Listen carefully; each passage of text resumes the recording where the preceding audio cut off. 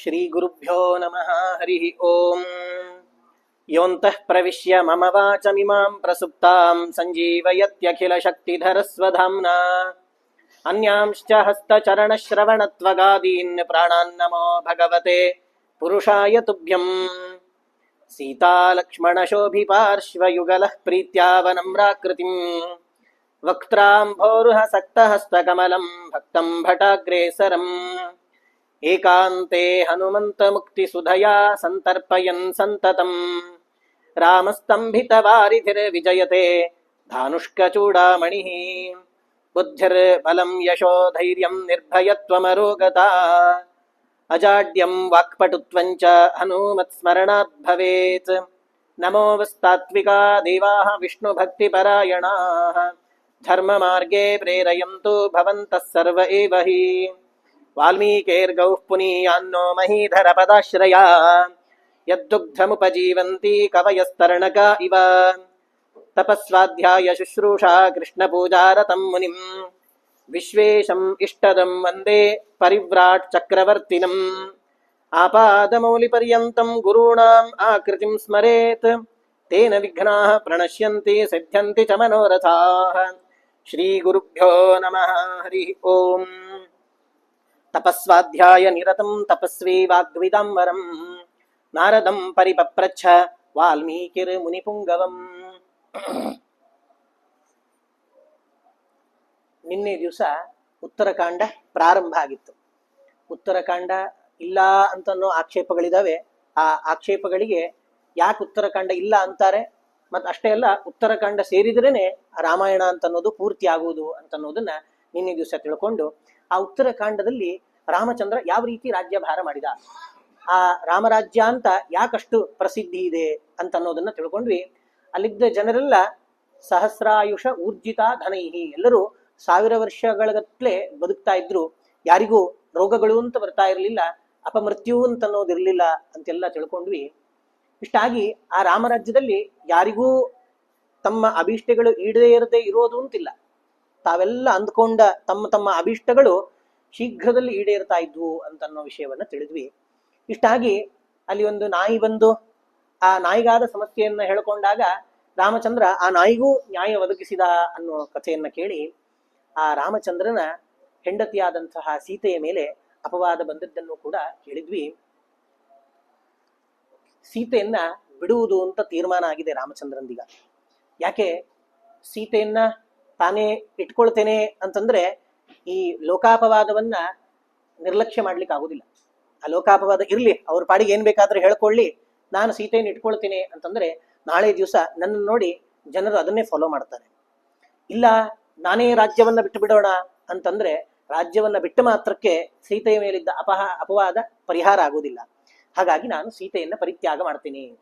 ನಮಗನಿಸ್ತದೆ, ಹಿಂದ್ ಒಂದ್ಸರ್ತಿ ಹೇಗೂ ಅಗ್ನಿ ಪ್ರವೇಶ ಮಾಡಿ ಬಂದವಳು, ಅಗ್ನಿ ಪರೀಕ್ಷೆ ಆಗಿದೆ, ಇನ್ನೊಂದ್ಸರ್ತಿ ಅಗ್ನಿ ಪರೀಕ್ಷೆ ಮಾಡಿಬಿಡ್ಬೋದಿತ್ತಲ್ಲ ಎಲ್ಲರ ಮುಂದೆ ಅಂತ ಹೇಳಿದ್ರೆ, ಆ ಅಗ್ನಿ ಪರೀಕ್ಷೆ ಅಂತನ್ನೋದು ಮತ್ತೆ ನಮಗೆ ಮನಸ್ಸು ಬಂದಾಗ ಹಾಗೆಲ್ಲ ಮಾಡುವುದಲ್ಲಂತೆ.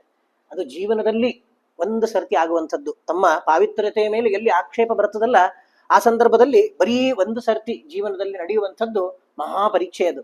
ಅದನ್ನು ಹೋಗಿ ನನ್ನನ್ನು ನಾನು ಪ್ರೂವ್ ಮಾಡ್ಕೋಬೇಕು ಅಂತ ಯಾರಿಗೆ ಡೌಟ್ ಇದೆ ಅವ್ರ ಮನೆ ಮುಂದೆ ಹೋಗಿ ಅಗ್ನಿ ಪರೀಕ್ಷೆ ಮಾಡುವುದು ಅದು ತರವಲ್ಲ. ಆ ರೀತಿ ಮಾಡಬಾರದು. ಹಾಗಾಗಿ ಅದನ್ನೂ ಮಾಡ್ಲಿಕ್ಕಿಲ್ಲ. ಹಾಗಾಗಿ ನಾನು ಸೀತೆಯನ್ನ ಪರಿತ್ಯಾಗ ಮಾಡ್ತೇನೆ ಅಂತ ಹೇಳಿ ರಾಮಚಂದ್ರ ಲಕ್ಷ್ಮಣನಿಗೆ ತಾನು ಸೀತೆಯನ್ನ ಕಾಡಿಗೆ ಬಿಟ್ಟು ಬರಬೇಕು ಅಂತ ಹೇಳ್ತಾನೆ. ಯಾಕೆ ಆ ಬಸರಿಯ ಬಯಕೆಯಾಗಿ ಸೀತೆ ನಾವು ಹಿಂದೆ ವನವಾಸದ ಸಂದರ್ಭದಲ್ಲಿ ಓಡಾಡಿದ ಕಾಡು ಪ್ರದೇಶಗಳೆಲ್ಲ ನನಗೆ ಇನ್ನೊಂದು ಸರ್ತಿ ನೋಡ್ಬೇಕು ಅನ್ನಿಸ್ತಾ ಇದೆ. ಅದನ್ನ ಕವಿ ಹೇಳ್ತಾನೆ, ಬಹುಭೂತಿ ಸಂಚಿಂತ್ಯ ಮಾನಾನಿ ಸುಖಾನ್ಯ ಭೂವನ್. ಯಾಕೆ ಹಿಂದೆ ಬಹಳಷ್ಟು ದುಃಖ ಪಟ್ಟಿರ್ತೇವೆ ನಾವು. ಆ ದುಃಖ ಪಡುವ ಸಂದರ್ಭವನ್ನ ಈಗ ನೆನೆಸ್ಕೊಂಡಾಗ ಅದು ನಮ್ಮ ಸುಖಕ್ಕೆ ಕಾರಣ ಆಗ್ತದಂತೆ. ಅಂದ್ರೆ ಸುಖವಾಗಿದ್ದಾಗ ಆ ಹಳೆಯ ದುಃಖದ ಸಂದರ್ಭವು ನಮಗೆ ಇನ್ನೂ ಸುಖವನ್ನ ತಂದು ಕೊಡ್ತದೆ. ಆ ರೀತಿ ಆ ವನವಾಸದ ಸಂದರ್ಭಗಳನ್ನೆಲ್ಲ ನಾನು ಮತ್ತೆ ನೋಡ್ಬೇಕು ಅಂತ ಬಯಸ್ತಾ ಇದ್ದೇನೆ ಅಂತ ಹೇಳಿದ್ಲು. ಹಾಗಾಗಿ ಲಕ್ಷ್ಮಣ ಆ ಸೀತೆಯನ್ನ ಕರ್ಕೊಂಡು ಹೋಗ್ತಾ ಇದ್ದಾನಂತೆ. ಮರುದಿನ ರಥದ ಮೇಲೆ ಕುಳ್ಳೆರಿಸಿ ಕರ್ಕೊಂಡು ಹೋಗ್ತಾ ಇದ್ದಾನೆ. ಸೀತೆಗೆ ಎಲ್ಲ ಅಪಶಕುನಗಳು ಕಾಣ್ತಾ ಇವೆ. ಬಲಗಣ್ಣ ಅದರ್ತಾ ಇದೆ, ಶರೀರದ ಬಲಭಾಗಗಳು ಅದರ್ತಾ ಇದೆ. ಯಾಕೋ ಹೆದರಿಕೆ ಆಗ್ಲಿಕ್ಕೆ ಪ್ರಾರಂಭ ಆಗ್ತದೆ. ಅದು ಅಂದ್ಕೊಳ್ತಾಳಂತೆ, ನಾನೀಗ ಎಲ್ಲಿಗೆ ಹೋಗ್ತಾ ಇರೋದು? ಕಾಡಿಗೆ ಹೋಗಿ ಬರ್ತೇನೆ ಅಷ್ಟೇ. ನಾನು ಕಾಡಲ್ಲಿ ಎಲ್ಲರ ಮನೆಗೆ ಸುತ್ತಾಡ್ಲಿಕ್ಕೆ ಹೋಗ್ತಾ ಇದ್ದೇನೆ. ರಾಮಚಂದ್ರ ಪಾಪ ಏನೋ ರಾಜ್ಯದ ಕೆಲಸದಲ್ಲಿ ಇರಬೇಕು, ಲಕ್ಷ್ಮಣನನ್ನ ಕಳಿಸಿದ್ದಾನೆ. ಲಕ್ಷ್ಮಣನಿಗೆ ಹೇಗೂ ಗೊತ್ತಲ್ಲ ಎಲ್ಲೆಲ್ಲಿ ಕಾಡಿಗೆ ಹೋಗಿದ್ವಿ ಅಂತ ಹೇಳಿ. ಲಕ್ಷ್ಮಣ ನನ್ನನ್ನು ಕರ್ಕೊಂಡು ಹೋಗ್ತಿದ್ದಾನೆ ಅಂತ ಪಾಪ ತಿಳ್ಕೊಂಡಿದ್ದಾಳೆ ಅವಳು. ಲಕ್ಷ್ಮಣ ಸೀತೆಯ ಮುಖ ನೋಡ್ತಾ ಇಲ್ಲ ಅಂತವನು ತಲೆ ತಗ್ಗಿಸ್ಕೊಂಡು ತಾನು ಮುಂದೆ ನೋಡ್ತಾ ಇದ್ದಾನೆ. ಯಾಕೆ ಇವನು ಈ ರೀತಿ ಇದ್ದಾನೆ ಅಂತ, ಯಾಕೆ ಲಕ್ಷ್ಮಣ ಏನಾಗಿದೆ, ಎಲ್ಲ ಅಪಶಕುನಗಳು ಕಾಣ್ತಾ ಇದೆ ನನಗೆ ಅಂತ ಹೇಳಿದ್ರೆ ಲಕ್ಷ್ಮಣ ಏನು ಮಾತಾಡ್ತಾ ಇಲ್ಲ ಅಂತೆ. ಕಾಡು ಮಧ್ಯದಲ್ಲಿ ಸೀತೆಯನ್ನ ಇಳಿಸ್ತಾನಂತೆ. ಧಾರಾಕಾರವಾಗಿ ಲಕ್ಷ್ಮಣನ ಕಣ್ಣಲ್ಲಿ ನೀರು ಬರ್ತಾ ಇದೆ. ಲಕ್ಷ್ಮಣ, ತಾಯಿ ನಿನಗೆ ಕೆಲವು ವಿಷಯಗಳನ್ನು ಹೇಳಬೇಕು, ಆದ್ರೆ ಈ ಬಾಯಿಂದ ನಾನು ಹೇಗೆ ಹೇಳಬೇಕು ಅಂತ ಗೊತ್ತಾಗ್ತಾ ಇಲ್ಲ ನನಗೆ. ನಿನ್ನ ಮೇಲೆ ಕೆಟ್ಟ ಅಪವಾದವನ್ನ ಅಯೋಧ್ಯೆಯ ಜನರು ಹೊರಿಸ್ತಾ ಇದ್ದಾರೆ. ಹಾಗಾಗಿ ಆ ಕೆಟ್ಟ ಅಪವಾದವನ್ನ ಆ ರಾಮಚಂದ್ರನಿಗೆ ತಡಿಲಿಕ್ಕಾಗ್ಲಿಲ್ಲ. ಅದನ್ನ ಪರಿಹಾರ ಮಾಡ್ಲಿಕ್ಕೆ ಬೇರೆ ಯಾವ ಮಾರ್ಗವೂ ಸಿಗ್ಲಿಲ್ಲ ರಾಮಚಂದ್ರನಿಗೆ. ಹಾಗಾಗಿ ರಾಮಚಂದ್ರ ನಿನ್ನನ್ನ ಪರಿತ್ಯಾಗ ಮಾಡಬೇಕು ಅಂತ ಹೇಳಿ ತಾನು ನಿರ್ಧಾರ ಮಾಡಿದ್ದಾನೆ ಅಂತನ್ನೋ ಮಾತನ್ನ ಲಕ್ಷ್ಮಣ ಹೇಳ್ತಾ ಇದ್ದಾನೆ. ಸೀತೆಗೆ ಪಾಪ ಹೇಗಾಗಿರ್ಬೇಡ, ಗರ್ಭಿಣಿ, ಅವಳು ಜೋರಾಗಿ ಕಣ್ಣೀರು ಹಾಕ್ತಾಳಂತೆ. ಕಣ್ಣೀರು ಹಾಕಿ ತಾನು ಹೇಳ್ತಾಳೆ, ಹೌದಪ್ಪ ಆಗ್ಲಿ, ಏನು ತೊಂದರೆ ಇಲ್ಲ, ನೀನು ಹೊರಟು ರಾಮಚಂದ್ರನಿಗೆ ಹೇಳು, ನನಗೆ ರಾಮಚಂದ್ರನ ಮೇಲೆ ಯಾವ ಬೇಜಾರು ಕೂಡ ಇಲ್ಲ. ಯಾಕೆಂದ್ರೆ ನಾನು ಶುದ್ಧಳು ಅಂತನ್ನೋದು ರಾಮಚಂದ್ರನಿಗೆ ಗೊತ್ತಲ್ಲ. ನನ್ನ ಪತಿಯಾದ ರಾಮಚಂದ್ರನಿಗೆ ನಾನು ಶುದ್ಧಳು ಅಂತನ್ನೋ ವಿಚಾರ ಗೊತ್ತಿರುವುದರಿಂದಾಗಿ ನನಗೆ ಸ್ವಲ್ಪವೂ ಕೂಡ ರಾಮಚಂದ್ರನ ಮೇಲೆ ಬೇಜಾರು ಮಾಡ್ಕೊಂಡೆ ಅಂತ ಹೇಳ್ಬೇಡ. ನನಗೆ ಅವನ ಮೇಲೆ ಸಂತೋಷವೇ ಇದೆ. ಆದ್ರೆ ಒಂದು ಮಾತು ಅಯೋಧ್ಯೆಯ ಜನರಿಗೆ ಹೇಳ್ಬಿಡು. ಎಂಥ ಮಾತು ಹೇಳ್ತಾಳವಳು ಅಂತಂದ್ರೆ, ಸೀತೆ ಈಗಾಗ್ಲೇ ಗರ್ಭಿಣಿ ಆಗಿದ್ದಾಳೆ, ಗರ್ಭಿಣಿ ಆದಾಗ ಕಾಡಿಗೆ ಹೋದ್ಲು ಅಂತ ತಿಳಿಸ್ಬಿಡಪ್ಪ. ನಾಳೆ ದಿವಸ ನನಗೆ ಮಕ್ಕಳಾದ್ಮೇಲೆ ಸೀತೆ ಕಾಡಿಗೆ ಹೋದ್ಮೇಲೆ ಮಕ್ಕಳಾಯ್ತು ಅಂತ ಜನರು ಮಾತಾಡ್ಕೊಳ್ಬಾರ್ದು. ಹಾಗಾಗಿ ಆ ಜನರಿಗೊಂದು ತಿಳಿಸ್ಬಿಡು, ಗರ್ಭಿಣಿಯಾದ ಸೀತೆಯನ್ನ ಬಿಟ್ಟು ಬಂದಿದ್ದೀನಿ ನಾನು ಅಂತ ತಿಳಿಸಿಬಿಡು ಅಂತ ಹೇಳ್ತಾಳಂತೆ. ಲಕ್ಷ್ಮಣ ಧಾರಾಕಾರವಾಗಿ ಅಳ್ತಾ ಇದ್ದಾನೆ.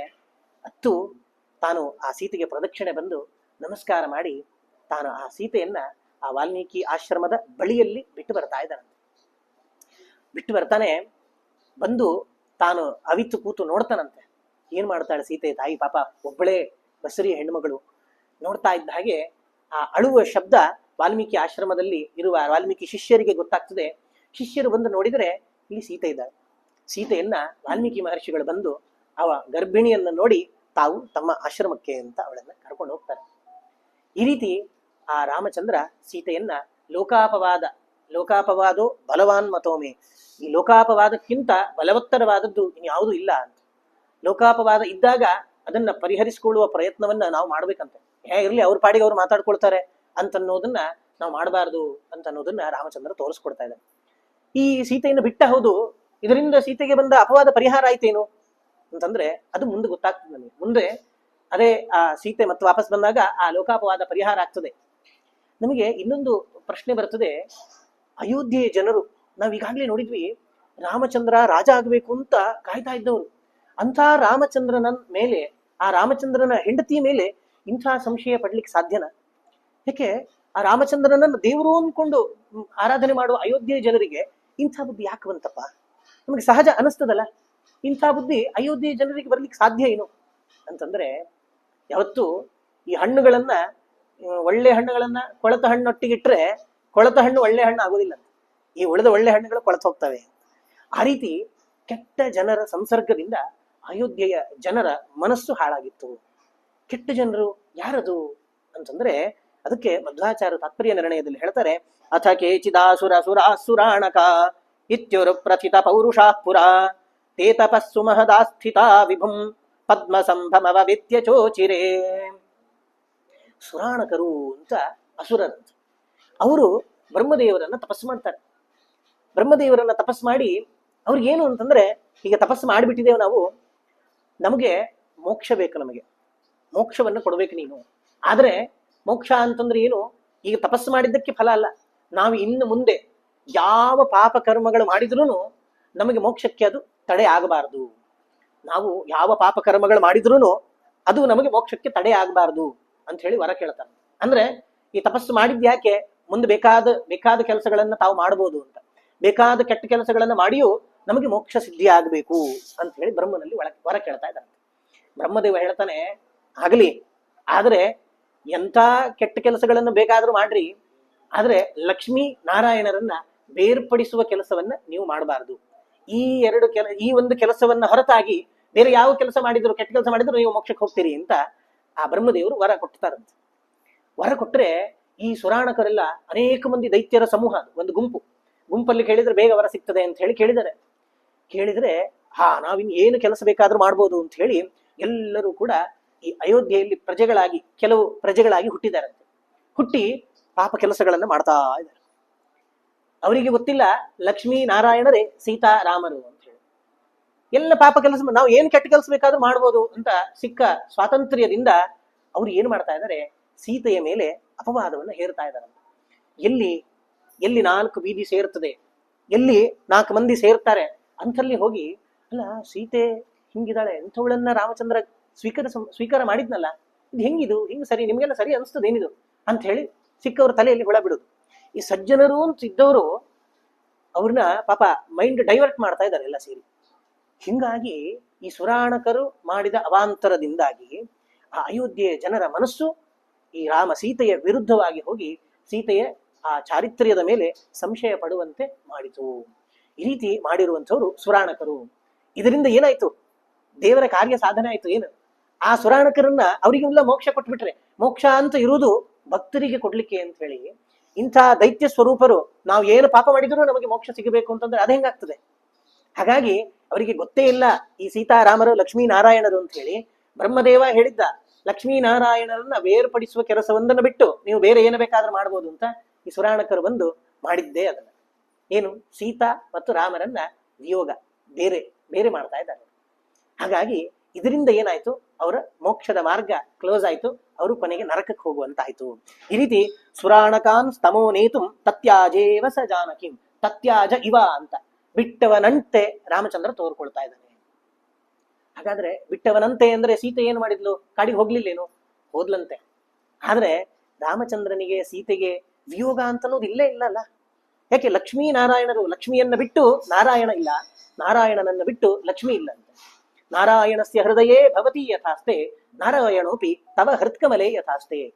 ನಾರಾಯಣ ಲಕ್ಷ್ಮೀದೇವಿಯ ಹೃದಯ ಕಮಲದಲ್ಲಿರ್ತಾನಂತೆ, ನಾರಾಯಣನ ಹೃದಯ ಕಮಲದಲ್ಲಿ ಲಕ್ಷ್ಮಿ ಇರ್ತಾಳಂತೆ. ಹಾಗಾಗಿ ಈ ಲಕ್ಷ್ಮಿ ಮತ್ತು ನಾರಾಯಣರು ಎಂದೂ ವಿಯೋಗ ಹೊಂದೋದಿಲ್ಲ. ಆದರೆ ಇಲ್ಲಿ ವಿಯೋಗ ಹೊಂದಿದವನಂತೆ ರಾಮಚಂದ್ರ ಸೀತೆಯನ್ನ ಬಿಟ್ಟವನಂತೆ ತೋರ್ಕೊಡ್ತಾ ಇದ್ದಾನೆ. ಹಾಗಾದ್ರೆ ನೋಡಿ, ಲಕ್ಷ್ಮೀದೇವಿ ಎಲ್ಲಿಯೂ ನಾರಾಯಣನನ್ನು ಬಿಡುವುದಿಲ್ಲ ಅಂತವಳು. ವೇದವ್ಯಾಸರಾಗಿ ಪರಮಾತ್ಮ ಬಂದಿದ್ದಾನೆ. ವೇದವ್ಯಾಸರು ಮದುವೆ ಆಗ್ಲಿಲ್ಲ. ಹಾಗಾದ್ರೆ ಲಕ್ಷ್ಮಿ ಇಲ್ಲೇನು ಅಲ್ಲಿ ಕೇಳಿದ್ರೆ ಇಲ್ಲಂತೆ. ಉಪಕರಣಮ ಮುಷ್ಯ ಭಾಸಿತ ತುಳಸಿ ಮಂತ್ರಯತೀವ ಲಾಲಿತಾ. ವೇದವ್ಯಾಸರು ಯಾವಾಗ್ಲೂ ಕಿವಿಯಲ್ಲಿ ತುಳಸಿ ಇಟ್ಕೊಳ್ತಿದ್ರಂತೆ.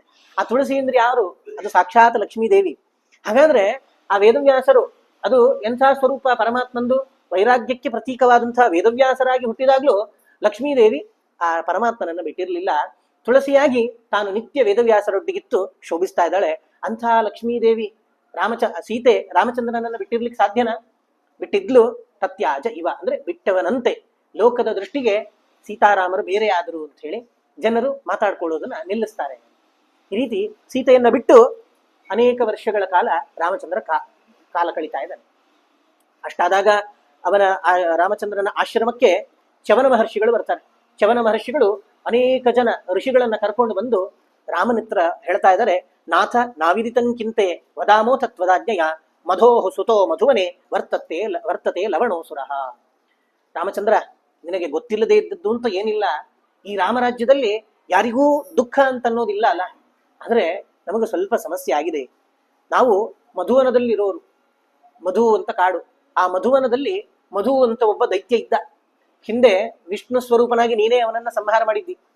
ಹಿಂದೆ ಆ ಮಾಲ್ಯವಂತ ಅವರೊಟ್ಟಿಗೆಲ್ಲ ಮಧು ಅನ್ನೋ ದೈತ್ಯ ಸೇರಿ ಸ್ವರ್ಗವನ್ನ ಆಕ್ರಮಣ ಮಾಡಿದ್ದ. ಅಂದ್ರೆ ರಾವಣನ ಅಜ್ಜನೊಟ್ಟಿಗೆ ಹೋಗಿ ಆಕ್ರಮಣ ಮಾಡಿದ್ದವನು. ಹಾಗಾಗಿ ಅಂಥ ಮಧು, ಅವನ ಕೈಯಲ್ಲಿ ಒಂದು ಶೂಲ ಇತ್ತು. ಆ ಶೂಲವನ್ನ ಅದು ಪೀಳಿಗೆ ಬರ್ತಾ ಇತ್ತು. ಆ ಶೂಲವನ್ನ ತನ್ನ ಮಗ ಲವಣಾಸುರ ಅಂತ ಅವನ ಕೈಗೆ ಕೊಟ್ಟಿದ್ದಾನೆ. ಆ ಶೂಲ ಇರುವುದರಿಂದಾಗಿ ಬಹಳ ಸೊಕ್ಕು ತೋರಿಸ್ತಾ ಇದ್ದಾನೆ. ಮುನಿ ಕುಮಾರಾಂಶ್ಚ ಮುನಿದಾರಾನ್ ಅಭಕ್ಷಯತ್. ಅನೇಕ ಮುನಿಗಳನ್ನ, ಋಷಿ ಕುಮಾರರನ್ನ, ಋಷಿಯರ ಪತ್ನಿಯರನ್ನೆಲ್ಲ ಆ ಲವಣಾಸುರ ತಾನು ತಿನ್ಕೊಂಡು ಆ ಜಾಗದಲ್ಲಿ ಮಧುವನದಲ್ಲಿ ಋಷಿಗಳೇ ಇಲ್ಲ ಅನ್ನೋ ಪರಿಸ್ಥಿತಿ ಬಂದ್ಬಿಟ್ಟಿದೆ. ಹಾಗಾಗಿ ದಯವಿಟ್ಟು ಅವನನ್ನ ಸಂಹಾರ ಮಾಡುವ ಕೆಲಸವನ್ನ ಮಾಡ್ಬೇಕಪ್ಪ ನೀನು ಅಂತ ಹೇಳಿ ರಾಮಚಂದ್ರನನ್ನ ಆ ಚ್ಯವನ ಮಹರ್ಷಿಗಳೇ ಮೊದಲಾದ ಋಷಿಗಳು ಬಂದು ಕೇಳ್ಕೊಳ್ತಾ ಇದ್ದಾರೆ, ರಾಮಚಂದ್ರ ಆಗ್ಲಿ ನಿಮ್ಮ ಈ ಲವಣಾಸುರನ ಸಂಹಾರ ಕಾರ್ಯವನ್ನು ನಾನು ಮಾಡ್ತೀನಿ ಅಂತ ಹೇಳಿದವನು ಲಕ್ಷ್ಮಣ ಎದ್ದು ನಿಲ್ತಾನಂತೆ. ಅಲ್ಲ ಅಣ್ಣ, ನೀನ್ ಯಾಕೆ ಹೋಗ್ಬೇಕು, ನಾನು ಹೋಗ್ತೀನಿ, ನಾನು ಹೋಗಿ ಆ ಲವಣಾಸುರನನ್ನ ಕೊಂದು ಬರ್ತೀನಿ ಅಂತ ಲಕ್ಷ್ಮಣ ಹೇಳಿದ್ರೆ ಶತ್ರುಘ್ನ ಎದ್ದು ನಿಲ್ತಾನಂತೆ. ಶತ್ರುಘ್ನ ಪ್ರಾಂಜಲಿ ಪ್ರೋಚೆ ಪ್ರಸೀದ ಪುರುಷೋತ್ತಮ ಆರ್ಯೋ ಮೇ ಮಧ್ಯಮೋ ಧನ್ಯ ತಚ್ಛುಶ್ರೂಷಾಂ ಮನೇ ಕರೋತ್. ಶತ್ರುಘ್ನ ಹೇಳ್ತಾನೆ, ಅಲ್ಲ ಅಣ್ಣ, ಲಕ್ಷ್ಮಣನನ್ನು ಕಳಿಸ್ಬೇಡ. ಲಕ್ಷ್ಮಣ ಅಷ್ಟು ವರ್ಷ ಕಾಡಲ್ಲಿ ನಿನ್ನೊಟ್ಟಿಗಿದ್ದು ಸೇವೆ ಮಾಡಿದ. ನನ್ನ ಅಣ್ಣ ಭರತ, ಅವನು ನೀನಿಲ್ಲದೇ ಇದ್ರು ಈ ರಾಜ್ಯವನ್ನ ಸ್ವೀಕಾರ ಮಾಡದೆ ನೆಲದಲ್ಲಿ ಮಲಗಿ ಹಣ್ಣು ಹಂಪಲುಗಳನ್ನ ತಿನ್ಕೊಂಡು ನಿನ್ನ ಸೇವೆಯನ್ನ ಮಾಡಿದವನು. ನನಗೆ ನಿನ್ನ ಸೇವೆ ಮಾಡ್ಲಿಕ್ಕೇನೆ ಅವಕಾಶ ಸಿಗ್ಲಿಲ್ಲಲ್ಲ ಅಣ್ಣ. ಹಾಗಾಗಿ ಈ ಲವಣಾಸುರನನ್ನ ಸಾಯಿಸುವಂತಹ ಕಾರ್ಯವನ್ನ ಮಾಡ್ಲಿಕ್ಕೆ ನನ್ನನ್ನು ಕಳಿಸು, ಇದನ್ನ ನಿನ್ನ ಸೇವೆ ಅಂತ ತಿಳ್ಕೊಂಡು ನಾನು ಮಾಡ್ತೀನಿ ಅಂತ ಹೇಳಿ ಶತ್ರುಘ್ನ ಆ ರಾಮಚಂದ್ರನನ್ನ ಕೇಳ್ಕೊಂಡಾಗ ರಾಮಚಂದ್ರ ಆಗ್ಲೇಪ್ಪ, ನೀನೇ ಹೋಗಿ ಕೊಂದ್ಬಾ ಅವನನ್ನ ಅಂತ ಹೇಳಿ ಆ ಶತ್ರುಘ್ನನ್ನ ಕರೆದು ಅವನಿಗೆ ವಸಿಷ್ಠಾದ್ಯೈ ದ್ವಿಜಶ್ರೇಷ್ಠೈ ಅಭ್ಯಸಿಚ್ಚತ್ ತಥೋನುಜಂ ರಾಮ ತಸ್ಮಿನ್ ಅಹನ್ಯಾಸೀತ್ ಅಯೋಧ್ಯಾಯಾಂ ಮಹೋತ್ಸವ. ರಾಮಚಂದ್ರ ಆ ಶತ್ರುಘ್ನನನ್ನ ಕರೆದು ಪಟ್ಟಾಭಿಷೇಕ ಮಾಡ್ತಾ ಇದ್ದಾನೆ. ಏನು ಪಟ್ಟಾಭಿಷೇಕ ಅಂತಂದ್ರೆ, ನೀನ್ ಅಲ್ಲಿ ಮಧುವನಕ್ಕೆ ಹೊರಟಿದೆಯಲ್ಲ, ಆ ಮಧು ರಾಕ್ಷಸನನ್ನ ಕೊಂದು ಅಲ್ಲಿ ಒಂದು ಪಟ್ಟಣ ನಿರ್ಮಾಣ ಮಾಡಿ ಅಲ್ಲಿ ನೀನು ರಾಜನಾಗಿ ರಾಜ್ಯವನ್ನ ಆಳಬೇಕು, ಅದಕ್ಕೋಸ್ಕರ ಇಲ್ಲಿ ನಿನಗೆ ಪಟ್ಟಾಭಿಷೇಕ ಮಾಡ್ತಾ ಇದ್ದೀನಿ. ಈ ರಾಮಚಂದ್ರ ಮಾಡಿದ್ದೆಲ್ಲ ಮೊದಲೇ. ವಿಭೀಷಣ ಬಂದು ಶರಣಾಗತಿಯನ್ನು ಕೇಳಿದ್ರೆ ಅವನಿಗೆ ಮೊದಲು ಪಟ್ಟಾಭಿಷೇಕ ಮಾಡ್ತಾನೆ, ನೀನು ಲಂಕೆಯ ರಾಜ ಅಂತ ಹೇಳಿ. ಅದೇ ರೀತಿ ಈ ಶತ್ರುಘ್ನನಿಗೆ ಮೊದಲೇ ರಾಜ್ಯಾಭಿಷೇಕ ಮಾಡಿ, ನೀನು ಲವಣನನ್ನು ಕೊಲ್ತೀನಿ, ಕೊಂದು ಅಲ್ಲಿ ನೀನು ರಾಜ್ಯಾಭಿಷಿಕ್ತನಾಗು, ಅಲ್ಲಿ ನೀನು ರಾಜ್ಯವನ್ನು ಆಳು ಅಂತ ಹೇಳಿ ಶತ್ರುಘ್ನನನ್ನ ಕಳಿಸ್ತಾ ಇದ್ದಾನಂತೆ. ಶತ್ರುಘ್ನಾಯಾಥ ಶತ್ರುಘ್ನಂ ಶರಂ ದತ್ವಾ ಬ್ರವೀತ್ ಪ್ರಭು. ಆ ಶತ್ರುಘ್ನನಿಗೆ ತಾನು ಮಧುವನ್ನು ಕೊಂದಂತಹ ಒಂದು ಅಸ್ತ್ರ, ಆ ಬಾಣವನ್ನ ಕೊಟ್ಟು ಕಳಿಸ್ತಾ ಇದ್ದಾನೆ. ಈ ಬಾಣದಿಂದ ಲವಣಾಸುರನನ್ನ ನೀನು ಕೊಲ್ಲು ಅಂತ ಹೇಳಿ ಆ ಶತ್ರುಘ್ನನನ್ನ ಕಳಿಸ್ತಾ ಇದ್ದಾನೆ. ಚತ್ವಾರ್ಯಶ್ವ ಅಶ್ವಸಹಸ್ರಾಣಿ ರಥಾನಾಂ ದ್ವೇ ಸಹಸ್ರಕೆ ಗಜಾನಾಂಚ ಶತಂ ದತ್ವ ಪದಾತೀಂಚ ದದೌ ಬಹೂನ್. ಅನೇಕ ಸೈನ್ಯವನ್ನ, 4,000 ಅಶ್ವಗಳನ್ನ, 2,000 ರಥಗಳನ್ನ, 100 ಗಜಗಳನ್ನ, ಆನೆಗಳನ್ನ ಕೊಟ್ಟು, ಅನೇಕ ಪದಾರ್ಥಗಳನ್ನ ಕೊಟ್ಟು ನೀನು ಹೋಗಿ ಸಂಹಾರ ಮಾಡಪ್ಪ ಅವನನ್ನ ಅಂತ ಹೇಳಿ ರಾಮಚಂದ್ರ ಕಳಿಸಿಕೊಡ್ತಾನಂತೆ. ಈ ಶತ್ರುಘ್ನ ಅಲ್ಲಿಗೆ ಹೋಗಿ ಆ ಲವಣಾಸುರನೊಟ್ಟಿಗೆ ಯುದ್ಧ ಮಾಡಿ ಆ ಲವಣನಿದ್ದಂತಹ ಪ್ರದೇಶವನ್ನ, ಆ ಲವಣಾಸುರನನ್ನ ಕೊಂದು ಈ ರಾಮಚಂದ್ರ ಕೊಟ್ಟ ಬಾಣದಿಂದ ಆ ಲವಣಾಸುರನ ಸಂಹಾರವನ್ನ ಮಾಡಿ ಆ ಶತ್ರುಘ್ನ ಆ ವನ ಇದ್ದದ್ದನ್ನ ದೊಡ್ಡ ಪಟ್ಟಣವನ್ನಾಗಿ ಸಿದ್ಧ ಮಾಡಿದ. ಅಲ್ಲಿ ತಾನು ರಾಜ ಆದ. ಅದೇ ಮಧುರಾ ಪಟ್ಟಣ. ಮುಂದೆ ಕೃಷ್ಣ ಅಲ್ಲಿ ಅವತಾರ ಮಾಡ್ಲಿಕ್ಕಿದೆ. ಅಂದ್ರೆ ಮೊದಲೇ ಜಾಗ ಬುಕ್ ಮಾಡ್ಕೊಳ್ತಾ ಇದ್ದಾನೆ ರಾಮಚಂದ್ರ. ಮುಂದಿನ ಅವತಾರಕ್ಕೆ ಎಲ್ಲಿ ಜಾಗ ಬೇಕೋ ಅಲ್ಲಿ ಬುಕ್ ಮಾಡ್ಕೊಳ್ತಾ ಇದ್ದಾನೆ. ಆ ಮಧುರಾ ಪಟ್ಟಣ ಅದು ಈಗ ಮಥುರಾ ಆಗಿದೆ. ಅಂತೂ ಅದು ಮಧುರಾ ಅಂತ, ಮಧು ದೈತ್ಯ ಇದ್ದಿದ್ರಿಂದ ಮಧುವನ ಇತ್ತು, ಅದನ್ನ ಪಟ್ಟಣ ಮಾಡಿ ಅಲ್ಲಿ 12 ವರ್ಷಗಳ ಕಾಲ ಶತ್ರುಘ್ನ ರಾಜ್ಯವನ್ನ ಆಳ್ತಾನಂತೆ. ರಾಜ್ಯವನ್ನ ಆಳಿ ಆ ಅಣ್ಣನನ್ನು ಬಿಟ್ಟ ಇರ್ಲಿಕ್ಕಾಗಲ್ಲ ಅಂತ ಹೇಳಿ ವಾಪಸ್ ಬರ್ತಾ ಇದ್ದಾನ. ವಾಪಸ್ ಅಯೋಧ್ಯೆಗೆ ಬರ್ತಾನೆ. ಈ ಕಾಡಲ್ಲಿ ಸೀತೆ ತಾನು 2 ಮಕ್ಕಳಿಗೆ ಜನ್ಮ ಕೊಡ್ತಾಳಂತೆ. ಮೊದಲ ಮಗು ಕುಶ ಅಂತ ಹೆಸರಿಡ್ತಾರೆ ವಾಲ್ಮೀಕಿ ಮಹರ್ಷಿಗಳು. ಆ ಮಗು ಹುಟ್ಟಿದ ಕೂಡಲೇ ಜಾತಕರ್ಮ ಸಂಸ್ಕಾರ ಮಾಡಿ, ಕುಶ ಅಂದ್ರೆ ದರ್ಭೆಯ ತುದಿ ಭಾಗ, ಅದರಿಂದ ನೀರೆಲ್ಲ ಪರೋಕ್ಷಣೆ ಮಾಡಿದ್ರಂತೆ. ಅದಕ್ಕೆ ಅವರಿಗೆ ಅನಿಸ್ತು ಈ ಮಗುವಿಗೆ ಕುಶ ಅಂತ ಹೆಸರಿಡ್ತೀನಿ ಅಂತ ಹೇಳಿ ಕುಶ ಅಂತ ಇಟ್ಟರಂತೆ. 2ನೇ ಮಗುವಿಗೆ ಲವ ಅಂತಂದ್ರೆ ದರ್ಭೆಯ ಹಿಂಭಾಗ, ಅವರು ಪ್ರೋಕ್ಷಣೆ ಮಾಡಬೇಕಾದ್ರೆ ಹಿಂಭಾಗದಿಂದ ನೀರು ಬಿತ್ತು, ಇದಕ್ಕೆ ಲವ ಅಂತ ಹೆಸರಿಡ್ತೇನೆ ಅಂತ ಹೇಳಿ ಕುಶ ಮತ್ತು ಲವ. ಮೊದಲನೇವನು ಹಿರಿಯ ಕುಶ, ಸಣ್ಣ ತಮ್ಮ ಲವ ಅಂತ ಮಕ್ಕಳಿಗೆ ಲವ ಕುಶರು ಅಂತ ನಾಮಕರಣವನ್ನ ಆ ವಾಲ್ಮೀಕಿ ಮಹರ್ಷಿಗಳೇ ಮಾಡ್ತಾ ಇದ್ದಾರೆ. ಇಲ್ಲಿ ರಾಮಚಂದ್ರ ತಾನು ಒಂದ್ಸರ್ತಿ ರಾಜ್ಯಭಾರ ಮಾಡಬೇಕಾದ್ರೆ ಒಬ್ಬ ದ್ವಿಜ ಬ್ರಾಹ್ಮಣ ಬರ್ತಾ ಇದ್ದಾನೆ. ಕೈಯಲ್ಲಿ ಮಗನ ಸತ್ತ ಹೆಣವನ್ನ ಇಟ್ಕೊಂಡು ಬರ್ತಾ ಇದ್ದಾನೆ. ರಾಮಚಂದ್ರ, ಎಂಥ ಘೋರ ಪರಿಸ್ಥಿತಿ ಬಂದುಬಿಟ್ಟಿದೆ, ನನ್ನ ಮಗ ಅಕಾಲದಲ್ಲಿ ಸತ್ತು ಹೋಗಿದ್ದಾನೆ. ರಾಮನ ರಾಜ್ಯದಲ್ಲಿ ಅಕಾಲದಲ್ಲಿ ಸಾಯುವುದು ಅಂತನ್ನೋದೇ ಇರಲಿಲ್ಲ. ನನ್ನ ಸಣ್ಣ ಪುಟ್ಟ ಬಾಲಕ ಮಗ ಬ್ರಹ್ಮಚಾರಿ, ಅವನು ಸಾಯುವಂತ ಪರಿಸ್ಥಿತಿ ಬಂದಿದೆ, ಯಾಕೆ ಸತ್ತ ಇವನು ಅಂತ ಕೇಳಿದಾಗ ನಾರದರು ಪ್ರವೇಶ ಮಾಡ್ತಾರಲ್ಲಿ. ನಾರದರು ತಾವು ಪ್ರವೇಶ ಮಾಡಿ ತಮ್ಮ ಯೋಗ ದೃಷ್ಟಿಯಿಂದ ಹೇಳ್ತಾರೆ, ಇಲ್ಲ, ಯಾರೋ ಒಬ್ಬ ಶೂದ್ರ ತಪಸ್ವಿ ಇದ್ದಾನೆ, ಆ ಕೆಟ್ಟ ಉದ್ದೇಶವನ್ನು ಇಟ್ಕೊಂಡು ಅವನು ತಪಸ್ಸು ಮಾಡ್ತಾ ಇದ್ದಾನೆ, ಹಾಗಾಗಿ ಆ ತಪಸ್ ಪ್ರಭಾವದಿಂದ ಈ ಹುಡುಗ ಸತ್ತಿದ್ದಾನೆ. ಅಂದ್ರೆ ಆ ಹುಡುಗ ಸಾಯೋದಕ್ಕೂ ಇವನು ತಪಸ್ ಮಾಡೋದಕ್ಕೂ ಏನ್ ಸಂಬಂಧ ಅಂತ ನಮಗನಿಸ್ತದೆ. ಆದ್ರೆ ಕೆಲವೊಂದು ಹಿಂಗೆ ಆಗ್ತದಂತೆ, ಯಾರೋ ಬಾಳೆಹಣ್ಣು ತಿಂದು ಸಿಪ್ಪೆ ಒಗೆದು ಬಿಡ್ತಾರೆ ಎಲ್ಲೋ, ಅದು ಯಾರೋ ಕಾಲು ಜಾರಿ ಬಿದ್ದು ಕಾಲು ಮುರ್ಕೊಳ್ಳೋದು, ಕೈ ಕಾಲು ಮುರ್ಕೊಳ್ಳೋದು ಆಗ್ತದೆ. ಆ ರೀತಿ ಅವನ ತಪಸ್ಸಿಂದಾಗಿ ಆ ತಪಪ್ರಭಾವದಿಂದ ಈ ಹುಡುಗ ಸತ್ತಿದಾನವನು. ಹಾಗಾದ್ರೆ ಯಾರವನು ಅಂತ ಹೇಳಿ ರಾಮಚಂದ್ರ ಎಲ್ಲ ಕಡೆ ಹುಡುಕ್ತಾ ಇದ್ದಾನಂತೆ. ಹುಡುಕ್ತಾ ಇದ್ರೆ ಅಲ್ಲಿ ಆ ಶೈವನ ಪರ್ವತ ಅದರ ಉತ್ತರ ಭಾಗದಲ್ಲಿ ಒಂದು ಸರೋವರ, ಆ ಸರೋವರದಲ್ಲಿ ಒಬ್ಬನು ಶಂಭೂಕ ಅಂತ ಅವನು ತಪಸ್ಸು ಮಾಡ್ತಾ ಇದ್ದಾನಂತೆ. ವ್ರತಂ ತೀವ್ರಂ ಕರೋಮೀತಿ ಪ್ರೋಚೇತಂ ಶೂದ್ರ ತಾಪಸಃ. ಶೂದ್ರನಾದಂತಹ ಅವನು ತಪಸ್ಸು ಮಾಡ್ತಾ ಇದ್ದ. ಆ ತಪಸ್ಸು ಮಾಡ್ತಿದ್ದಂತಹ ಶಂಭೂಕನನ್ನ ಖಡ್ಗ ತಗೊಂಡು ರಾಮಚಂದ್ರ ಅವನ ತಲೆಯನ್ನು ಕಡಿತಾನೆ.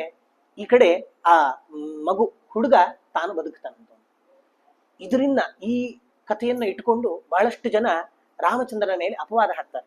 ಏನು ಈ ಶೂದ್ರರನ್ನು ಕಂಡ್ರೆ ಆಗುದಿಲ್ಲ, ಶೂದ್ರರು ತಪಸ್ಸು ಮಾಡಿದ್ದಕ್ಕೆ, ಅವನು ತಪಸ್ಸು ಮಾಡಿದ್ದಕ್ಕೇನೆ ರಾಮಚಂದ್ರ ಖಡ್ಗ ತಗೊಂಡು ಅವನ ತಲೆಯನ್ನು ಕಡ್ದ ಅಂತ.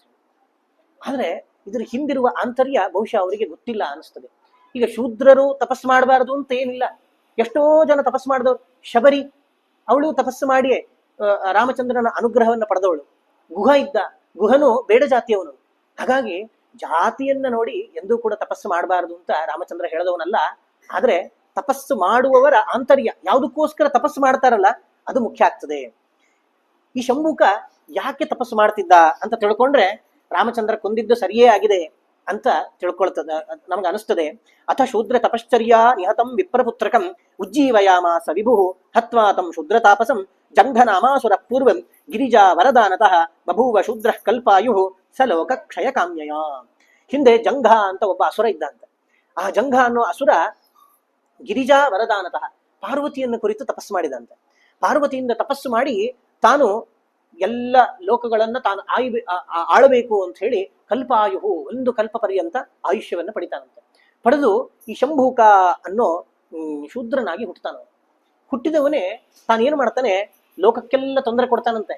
ಆಮೇಲೆ ಅನಿಸ್ತವನಿಗೆ ಇದೆಲ್ಲ ನಶ್ವರ, ಇದು ನಾನು ತಪಸ್ಸು ಮಾಡ್ತೀನಿ ಅಂತ ಹೇಳಿ ರುದ್ರದೇವರನ್ನ ತಪಸ್ಸು ಮಾಡ್ತಾ ಇದ್ದಾನೆ. ಯಾಕೆ ತಪಸ್ಸು ಮಾಡ್ತಾ ಇದ್ದಾನೆ ಗೊತ್ತಾ? ರುದ್ರದೇವರ ಪದವಿಯನ್ನು ಪಡಿಬೇಕು ಅಂತ ಹೇಳಿ.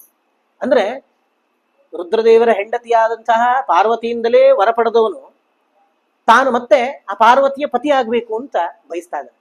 ಇದೆಂಥ ಪರಿಸ್ಥಿತಿ ಇದು? ಯಾಕೆ ಪಾರ್ವತಿಯಿಂದ ವರ ಪಡೆದೇ ಇಷ್ಟು ಶಕ್ತಿ ಬಂದಿದೆ ಅವನಿಗೆ. ಅದು ಗೊತ್ತಿದ್ರೂ ಅಂತಹ ಪಾರ್ವತಿಯ ಪತಿ ನಾನಾಗಬೇಕು ಅಂತ ಬಯಸ್ತಾ ಇದ್ದಾನಲ್ಲ. ಹಾಗಾಗಿ ಇವನ ಮನಸ್ಸಿನ ಅಭಿಲಾಷೆ ಇದು ಒಳ್ಳೇದಲ್ಲ, ಇದು ಅಭಿಲಾಷೆ ಅಂತ ಹೇಳಿ ರಾಮಚಂದ್ರ ಅವನನ್ನ ಸಂಹಾರ ಮಾಡ್ತಾ ಇದ್ದಾನೆ.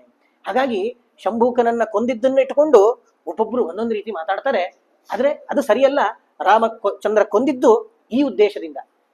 ಯಾರೇ ಒಬ್ರು ತಪಸ್ಸು ಮಾಡ್ತಾ ಇದ್ರೆ ಆ ತಪಸ್ಸು ಕೆಟ್ಟದಲ್ಲ. ತಪಸ್ಸಿನ ಹಿಂದಿರುವಂತಹ ಮರ್ಮ, ಯಾವ ಉದ್ದೇಶ, ಯಾವ ಅಭೀಷ್ಟವನ್ನು ಇಟ್ಕೊಂಡು ತಪಸ್ಸು ಮಾಡ್ತೀವಿ ಅದು ಮುಖ್ಯ ಆಗ್ತದೆ. ಯಾರಿಗೂ ಕೆಟ್ಟದಾಗ್ಲಿ ಅಂತ ಆಗ್ಲಿ ಅಥವಾ ಯಾವುದೋ ಕೆಟ್ಟದ್ದು ನಮಗೆ ಸಿಗ್ಲಿ ಅಂತ ಆಗ್ಲಿ ನಾವು ತಪಸ್ಸು ಮಾಡಬಾರ್ದಂತೆ. ಹಾಗಾದ್ರೆ ಆ ಪಾರ್ವತಿಯ ಪತಿಯಾಗಬೇಕು ಅಂತ ಅಂದ್ಕೊಂಡಿದ್ರಿಂದ ರಾಮಚಂದ್ರ ಅವನನ್ನ ಕೊಂದು ಆ ಬ್ರಾಹ್ಮಣ ಪುತ್ರನನ್ನ ಬದುಕಿಸ್ತಾ ಇದ್ದಾನೆ. ಈ ರೀತಿ ಆ ರಾಮಚಂದ್ರ ಆ ಶಂಭೂಕನನ್ನ ತಾನು ಕೊಲ್ತಾ ಇದ್ದಾನೆ. ಕೊಂದಾಯ್ತು, ಅನೇಕ ವರ್ಷಗಳ ಕಾಲ ರಾಜ್ಯಭಾರವನ್ನು ಮಾಡ್ತಾನೆ. ಮಧ್ಯದಲ್ಲಿ ರಾಮಚಂದ್ರನಿಗೆ ಅನಿಸ್ತದಂತೆ, ನಾನು ಅಶ್ವಮೇಧ ಯಾಗವನ್ನು ಮಾಡ್ತೇನೆ. ಮೊದಲು ಯಾಗ ಮಾಡ್ತೇನೆ ಅಂತ ಅಂದ್ಕೊಳ್ತಾನಂತೆ. ಲಕ್ಷ್ಮಣ ಹೇಳ್ತಾನೆ, ಆ ಯಾಗ ಅಂತಂದ್ರೆ ಅಣ್ಣ ಅಶ್ವಮೇಧ ಯಾಗ ಮಾಡೋಣ ಅಂತ ಹೇಳಿ ಸಂಕಲ್ಪ ಮಾಡಿ ರಾಮಚಂದ್ರ ಆ ಲಕ್ಷ್ಮಣನ ಮಾತನ್ನು ಕೇಳಿ ತಾನು ಅಶ್ವಮೇಧ ಯಾಗ ಮಾಡಬೇಕು ಅಂತ ಸಂಕಲ್ಪ ಮಾಡ್ತಾನೆ. ಆ ಅಶ್ವಮೇಧ ಯಾಗ ಅದ್ಭುತವಾದ ಯಾಗವಾಗಿತ್ತಂತೆ. ಯಾಕೆ ಯಾರೂ ಹಿಂದೆ ಅಂಥ ಅಶ್ವಮೇಧ ಯಾಗವನ್ನ ಮಾಡಿರ್ಲಿಕ್ಕೆ ಸಾಧ್ಯ ಇಲ್ಲ. ಅಂಥ ಅದ್ಭುತವಾದಂತಹ ಅಶ್ವಮೇಧ ಯಾಗವನ್ನ ಅಲ್ಲಿ ರಾಮಚಂದ್ರ ಮಾಡಿದ್ದ. ಹಾಗಾಗಿ ಆ ಅಶ್ವಮೇಧ ಯಾಗದಲ್ಲಿ ಈ ವಾಲ್ಮೀಕಿ ಮಹರ್ಷಿಗಳು ಈ ಲವಕುಶರು ದೊಡ್ಡವರಾಗಿದ್ದಾರೆ. ಅಂಥ ಲವಕುಶರನ್ನ ವಾಲ್ಮೀಕಿ ಮಹರ್ಷಿಗಳು ತಾವು ರಾಮಾಯಣವನ್ನ ಬರೆದಿದ್ದಾರೆ. 24,000 ಶ್ಲೋಕಾತ್ಮಕವಾದಂತಹ ರಾಮಾಯಣವನ್ನ ಆ ಲವಕುಶರಲ್ಲಿ ಹಾಡಿಸ್ತಾ ಇದ್ದಾರೆ. ನಾವು ಮತ್ತೆ ಪ್ರವಚನದ ಮೊದಲನೇ ದಿನಕ್ಕೆ ಹೋಗ್ತಾ ಇದ್ದೀವಿ. ಅಂದ್ರೆ ಮೊದಲನೇ ದಿನ ವಾಲ್ಮೀಕಿ ಮಹರ್ಷಿಗಳು ಅದನ್ನೇ ಪರೀಕ್ಷೆ ಮಾಡ್ತಾ ಇದ್ದಾರೆ. ಗ್ರಂಥ ಬರೆದಾಗಿದೆ, ಇದರದ್ದು ರಿವ್ಯೂಸ್ ಬೇಕಲ್ಲ, ಯಾವ ರೀತಿ ಇದೆ ಇದು, ಇದನ್ನ ಜನರು ಕೇಳಿ ಇದನ್ನ ಯಾವ ರೀತಿ ಗ್ರಹಿಸ್ತಾ ಇದ್ದಾರೆ ಅಂತ ಹೇಳಿ ಋಷಿಮುನಿಗಳ ಹತ್ರ ಎಲ್ಲ ಹಾಡಿಸ್ತಾ ಇದ್ದಾರೆ. ಋಷಿಮುನಿಗಳ ಹತ್ರ ಎಲ್ಲ ಹಾಡಿದಾಗ ಋಷಿಮುನಿಗಳಿಗೆ ಬಹಳಷ್ಟು ಸಂತೋಷ ಆಗ್ತದೆ. ವಾಲ್ಮೀಕಿ ಮಹರ್ಷಿಗಳಿಗೆ ಗೊತ್ತಾಗ್ತದಂತೆ ರಾಮಚಂದ್ರ ಯಜ್ಞವನ್ನು ಮಾಡ್ತಾ ಇದ್ದಾನೆ, ಅಯೋಧ್ಯೆಯಲ್ಲಿ ಅಶ್ವಮೇಧ ಯಾಗವನ್ನು ಮಾಡ್ತಾ ಇದ್ದಾನೆ ಅಂತ ಗೊತ್ತಾದ ತಕ್ಷಣ ಈ ಇಬ್ಬರು ಮಕ್ಕಳನ್ನ ತಾನು ಆ ಅಯೋಧ್ಯೆಗೆ ಕಳಿಸ್ತಾ ಇದ್ದಾನಂತೆ. ಹೋಗಿ ಅಲ್ಲಿ ನೀವು ಈ ವಾಲ್ಮೀಕಿ ರಾಮಾಯಣವನ್ನ ಹಾಡಬೇಕು, ರಾಮಾಯಣವನ್ನ ಎಲ್ಲ ಕಡೆ ಹೋಗಿ ಹಾಡಬೇಕು. ಎಲ್ಲಿ ಹಾಡಬೇಕು? ಎಲ್ಲಿ ಜನರ ಗುಂಪು ಜಾಸ್ತಿ ಇರ್ತದೋ ಅಲ್ಲಿ ಹೋಗಿ ಹಾಡಬೇಕು.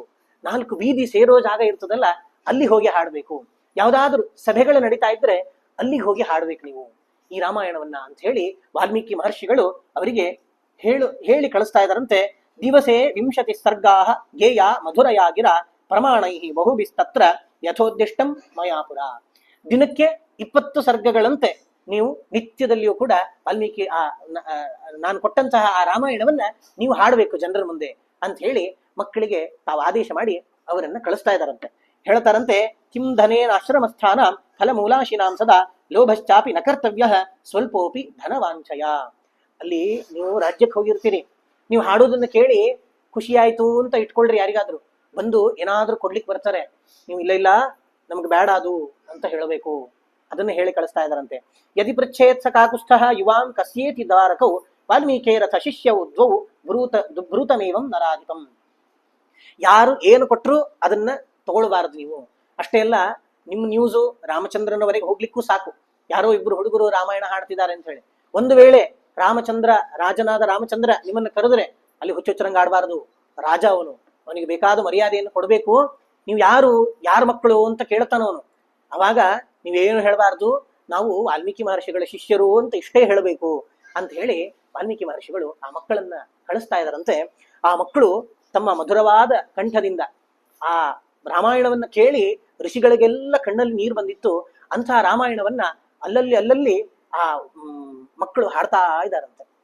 ಹಾಡ್ತಾ ಇರೋದನ್ನ ಜನರು ಕೇಳಿ ಮೈ ಮರೆತು ಬಿಡ್ತಿದ್ರಂತೆ. ಯಾವುದೋ ಕೆಲಸಕ್ಕೆ ಏನೋ ಹಿಡ್ಕೊಂಡು ಹೋಗ್ತಾ ಇರ್ತಾರೆ, ಯಾರೋ ಮಕ್ಕಳು ಬೀದಿಯಲ್ಲಿ ಹಾಡ್ತಾ ಇದಾರಲ್ಲ ಅಂತ ನಿಂತುಕೊಂಡವರು ಅಲ್ಲಿ ನಿಂತು ಯಾವ ಕೆಲಸಕ್ಕೆ ಬಂದ್ರು ಅಂತ ಅನ್ನೋದೇ ಮರ್ತು ಹೋಗ್ತಿತ್ತಂತೆ. ಅಷ್ಟು ಮಧುರವಾಗಿ ರಾಮಾಯಣವನ್ನ ಮಕ್ಕಳು ಹಾಡ್ತಾ ಇದ್ದಾರೆ. ಈ ಹಾಡ್ತಾ ಇದ್ರೆ ಜನರೆಲ್ಲ ಅಲ್ಲಿಂದ ಹೋಗ್ತಾನೆ ಇಲ್ಲ. 20 ಸರ್ಗ ಆದ್ಮೇಲೆ ಮಕ್ಕಳು ನಿಲ್ಸಿದ್ಮೇಲೆ ಅವರು ಏನೋ ಪ್ರಜ್ಞೆ ತಪ್ಪಿ ಎಚ್ಚೆತ್ತುಕೊಂಡಂಗೆ ಇನ್ನು ಹೋಗ್ಬೇಕು ನಾವು ಅಂತ ತಲೆಗೆ ಬರ್ತಿತ್ತಂತೆ. ಆಮೇಲೆ ಹೊರಡ್ತಿದ್ರಂತೆ. ಮತ್ತೆ ಎಲ್ಲಿ ನಿಮ್ದು ಪ್ರೋಗ್ರಾಮ್, ನೆಕ್ಸ್ಟ್ ಪ್ರೋಗ್ರಾಮ್ ಎಲ್ಲಿ, ಇದ್ರ ಮುಂದಿನ ಕಥಾಭಾಗ ಎಲ್ಲಿ ಅಂತ ಕೇಳ್ತಿದ್ರಂತವರೆಲ್ಲ. ಈ ಸುದ್ದಿ ರಾಮಚಂದ್ರನವರೆಗೆ ಹೋಗ್ತದೆ. ರಾಮಚಂದ್ರ ಆ ಮಕ್ಕಳನ್ನ ಕರೆಸ್ತಾನಂತ. ಯಾರಪ್ಪ ಏನೋ ಹಾಡ್ತಿದ್ದೀರಂತಲ್ಲ, ಹಾಡ್ರಿ ನೀವು ಅಂತ ಹೇಳಿ ಆ ಮಕ್ಕಳ ಹತ್ರ ಹಾಡಿಸ್ತಾನಂತ. ಅವನಿಗೂ ಆನಂದ ಆಗ್ತದೆ ಕೇಳಿ. ಒಂದು ಕೆಲಸ ಮಾಡೋಣ, ಇದನ್ನ ನಿತ್ಯ ಬಂದು, ಈಗ ಬೆಳಿಗ್ಗೆ ಹೊತ್ತು ಯಾಗ ಆಗ್ತದೆ, ಮಧ್ಯಾಹ್ನದ ಹೊತ್ತು ಫ್ರೀ ಇರ್ತದಲ್ಲ, ಜನರೆಲ್ಲ ಇಲ್ಲಿ ಬರ್ತಾರೆ ಸಭೆಗೆ. ಆ ಜನರ ಮುಂದೆ ನೀವಿಬ್ರು ಹಾಡ್ಬೇಕು ಅಂತ ಹೇಳಿ ರಾಮಚಂದ್ರ ಅವರಿಬ್ಬರಿಗೂ ನಿತ್ಯ ಹಾಡುವಂತಹ ಜವಾಬ್ದಾರಿಯನ್ನು ಕೊಡ್ತಾನಂತೆ. ಕೊಟ್ಟು ಹೇಳ್ತಾನಂತೆ, ಅವರಿಗೆ ಬೇಕಾದಷ್ಟು ಸುವರ್ಣದ ನಾಣ್ಯಗಳನ್ನು ಕೊಡ್ತಾನಂತೆ. ಮಕ್ಕಳಿಬ್ರು ಹೇಳ್ತಾರಂತೆ, ಇಲ್ಲ ಇಲ್ಲ ನಮಗಿದು ಬೇಡ, ಇದು ನಾವು ಋಷಿಕುಮಾರರು, ನಮಗೆ ಇದರಿಂದ ಏನು ಪ್ರಯೋಜನ, ಈ ಬಂಗಾರ ಇದನ್ನೆಲ್ಲ ನಾವು ತಗೊಳ್ಳಲ್ಲ, ನಮಗ್ ಬೇಡ ಅಂತ ಹೇಳಿ ವಾಪಸ್ ರಾಮಚಂದ್ರನಿಗೆ ಕೊಡ್ತಾ ಇವೆ ಅಂತ. ನೀವು ಯಾರ ಮಕ್ಕಳು ಅಂತ ಕೇಳಿದ್ರೆ ಮಕ್ಕಳು ಹೇಳ್ತಾರಂತೆ, ನಾವು ವಾಲ್ಮೀಕಿ ಮಹರ್ಷಿಗಳ ಶಿಷ್ಯರು ನಾವು ಅಂತ ಹೇಳಿ. ಬಹಳಷ್ಟು ಆನಂದ ಆಗ್ತದೆ. ಆ ರಾಮಾಯಣವನ್ನ ಜನರೆಲ್ಲ ದಿನಾ ಕೇಳ್ತಾ ಇದ್ದಾರಂತೆ. ದಿನನಿತ್ಯ ಕಥೆ ನಡೀತಾ ಇದೆ. ಜನರ ಮಧ್ಯದಲ್ಲಿ ಮಾತಾಡ್ಕೊಳ್ತಾ ಇದ್ದಾರಂತೆ.